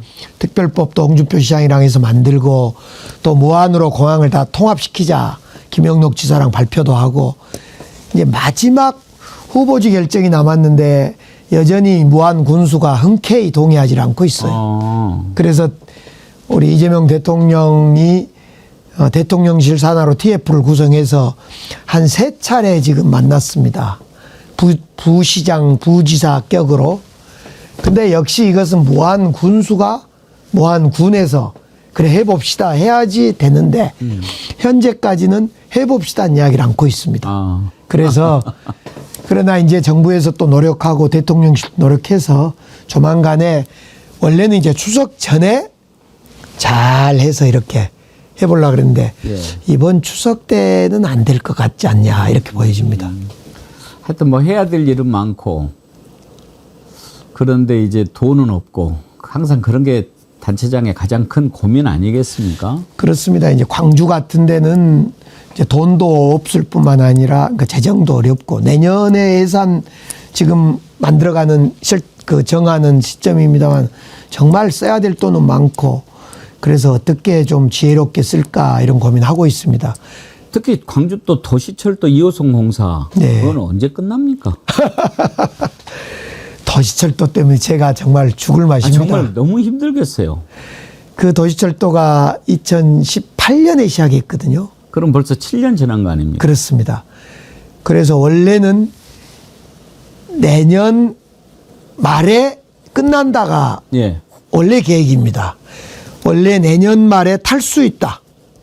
26년 말에 탄다.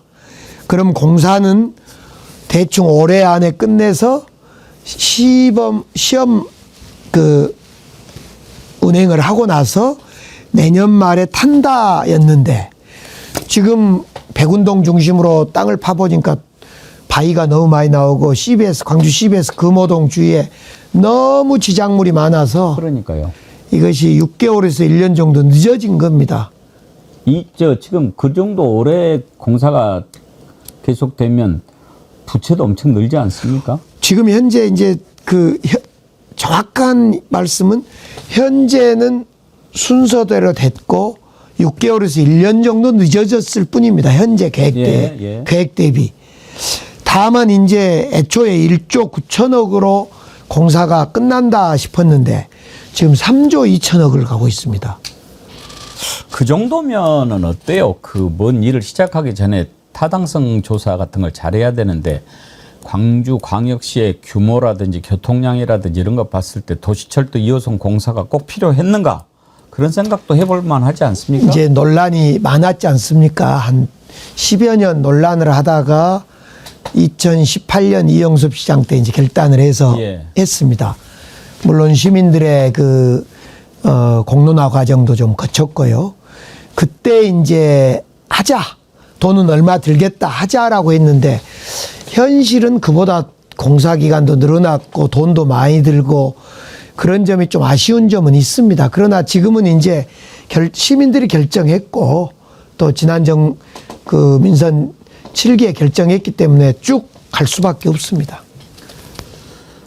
사실 이제 뭐 공사가 다 끝나고 타고 다니면 좋아하는 분들이 많이 나오겠지만 지금 당장에는 7년간 계속 땅만 파고 뭐 이렇게 다니는데 불편하고 그러면 시민들이 힘들죠. 근데 하필이면 그 시기에 광주시장을 하고 계시니까 강기정 시장한테 불평불만 나오는 거 아니겠어요?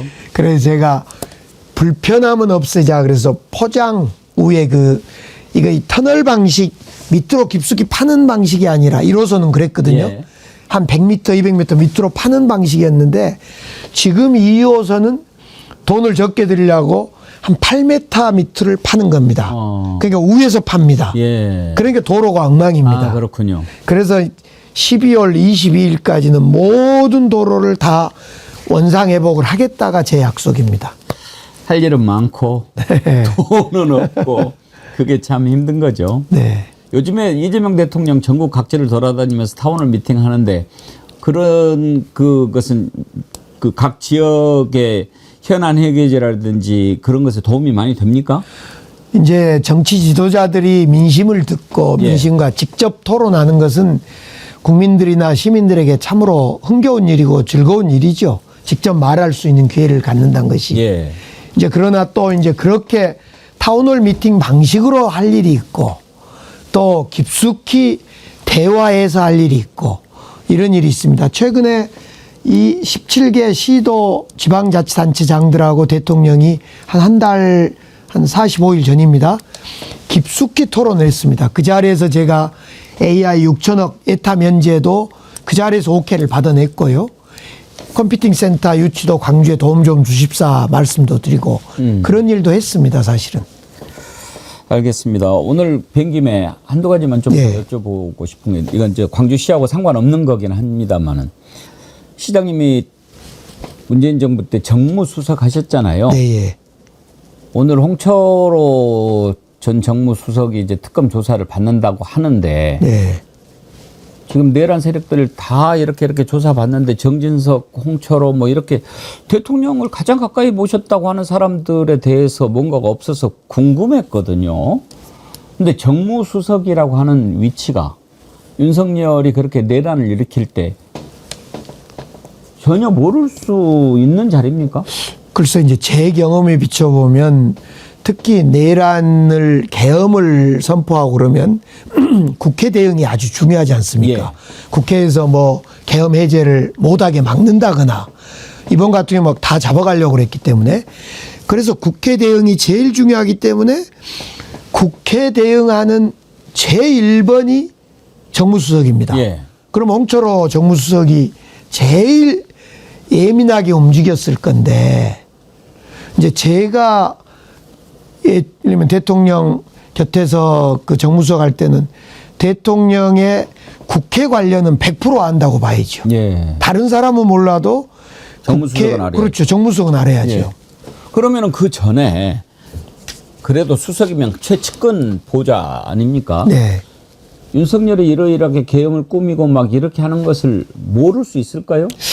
저는 무조건 알았다고 봐요. 그리고 몰랐다면 이상한 거죠. 그렇죠. 제가 예를 들면 그 대통령 정무수석인데 그 큰 일을 대통령께서 막 어떤 일을 벌리는데 제가 몰랐다면 제가 무능한 사람이 됐거나 뭐 정무수석에 자격이 없는 사람이었겠지. 그렇겠죠. 그렇죠. 상위까지는 몰라도 그래도 수석이면 지금 대통령이 그런 어마어마한 일을 꾸미는데 뭔가가 움직이고 있다는 것은 알아야 정상이죠. 무조건 대통령은 정무수석을 국회로 보내게 돼 있고 국회 의견을 나중에 듣거나 사전이든 사후든 듣게 돼 있습니다. 그러면 큰 일을 도모할 때는 특히 정무수석을 앉혀놓고 예를 들면 저 같은 경우는 일본이 이제 화이트리스트 배제라 그래서 우리 소부장 경제 타격을 줄 때 그 지소미아라고 한국과 일본의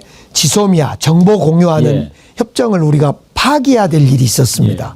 그때도 오히려 안보나 국방 쪽에 있는 분들은 안 불러도 정무수석을 불러서 그것이 미치는 지소미아가 파기됐을 때 한일 관계나 국민들 정서나 한미 관계나 이런 것이 어떤 영향을 미칠 것인지를 저를 정무수석을 따로 불러서 보고하라 그러고 의견을 듣고 이런 일이 있었단 말입니다.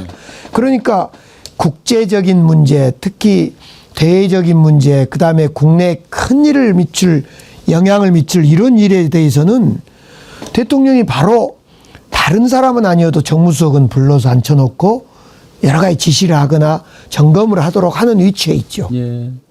비서실장은 어때요? 당연히 비서실장은 그보다 더 많이 알아야죠. 더 많이 알아야지. 1번이 비서실장, 2번이 정무수석이죠. 정진석도 알았다고 봐야죠. 정진석 실장이 진짜 몰랐다면 청와대 그 서열은 정진석 실장 그러니까 모르겠습니다. 여기는 김건희가 있기 때문에 어쩐가 모르겠는데 우리 정부로 보면 1번이 비서실장, 2번이 정무수석이죠. 그렇죠. 이제 뭐 다 조사하면 나오겠죠. 한 가지 더 여쭤보고 싶은 것은요. 이낙연 전 대표 광주 사람들이 뭐라고 그래요?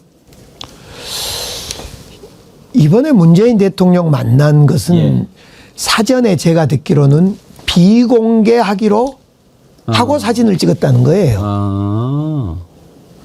그래서 문재인 대통령이 그 전날 광주에 계셨거든요. 광주에 오셔서 디자인 비엔날레도 관람하시고 그때 같이 만나셨겠네. 저랑 점심도 같이 하시고 그리고 양궁대에 여자 결승대회가 있었습니다.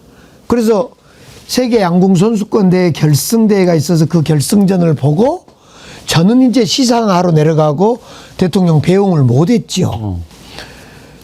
저는 그때까지만 하더라도 문재인 대통령이 재판도 지금 받아야 되고 좀 심란하지 않습니까?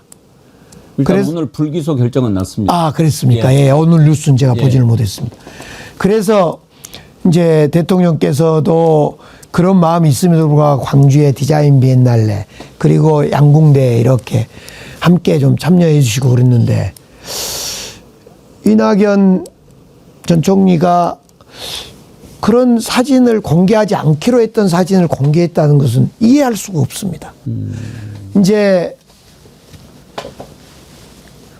왜 만났을까라는 문제는 들어보지는 못했습니다, 제가. 네. 뭐 만난 이유야 그래도 이제 문재인 정부 때 총리도 했고 뭐 그러니까 한번 가서 뵙겠습니다. 오지 마라고 그럴 수는 없을 거고. 그런데 이제 와가지고 같이 뭐 이렇게 이야기했는데 파안대소하는 그 사진을 이렇게 공개를 하면 국민들이 아니 이낙연은 김문수 손들어줬던 사람 아닙니까? 그렇죠. 그 사람이 문재인 대통령 만나서 파안대소하는 사진을 이렇게 공개를 한다. 그러면 국민들이 이낙연도 이낙연이지만 문재인 대통령을 어떻게 보겠습니까? 그래서 그냥 돌아다니는 이야기는 문재인 대통령이 이재명 당시 후보 손을 정확히 들어주고 적극 지지했지 않습니까? 그거에 대한 뭐 보복 아니냐. 뭐 이렇게도 해석한 사람들이 있어요.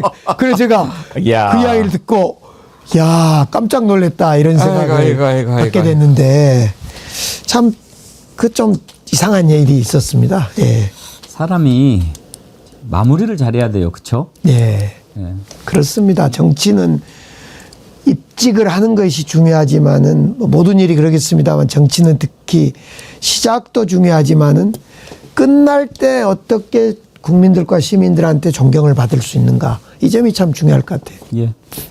아무튼 이제 정말 중요한 문제 국가 AI 컴퓨팅 센터 유치 있고 또 중국 출장도 있고 그러신데 조심히 잘 다녀오시기 바랍니다. 감사합니다. 혹시 뭐 좀 더 하실 말씀 있으세요? 아닙니다. 지금 요즘에 이제 광주가 참 재밌는 일이 즐거운 일이 많습니다. 어제 광주에 기능대회가 광주에 유치해서 열렸습니다. 무슨 기능? 기술 그 직업계 고등학생들 기능대회인데요. 전국 기능대회가 열렸는데 거기에 노동부 장관이 왔어요. 김영훈 노동부 장관이 뭐라고 축사를 하냐면 산업단지에 일하는 노동자들의 아침 식사를 내년에 정부에서 시범적으로 공단에 노동자들에게 아침 식사를 제공하겠다. 이렇게 말씀하셔요. 그래서 제가 그 다음에 축사인데 제가 그랬죠. 그 산단 노동자들의 아침 식사 제공하는 거 광주에서 지난 2년 동안 열심히 한 건데 그 모범을 정부에서 받아들여서 이번에 총리와 이재명 대통령께서 내년에 시범 실시한 겁니다. 제가 이렇게 한 거죠. 광주에서 원래 하고 있었습니까? 이걸 광주에서 최초로 한 겁니다. 잘하셨네요. 근데 광주에 최초로 한 것이 이것도 있었고요. 통합돌봄도 광주에 최초로 왔는데 3년째 하고 있는데 이것이 좋은 정책이라 해서 작년에 법을 만들어서 내년 3월에 전국 실시합니다.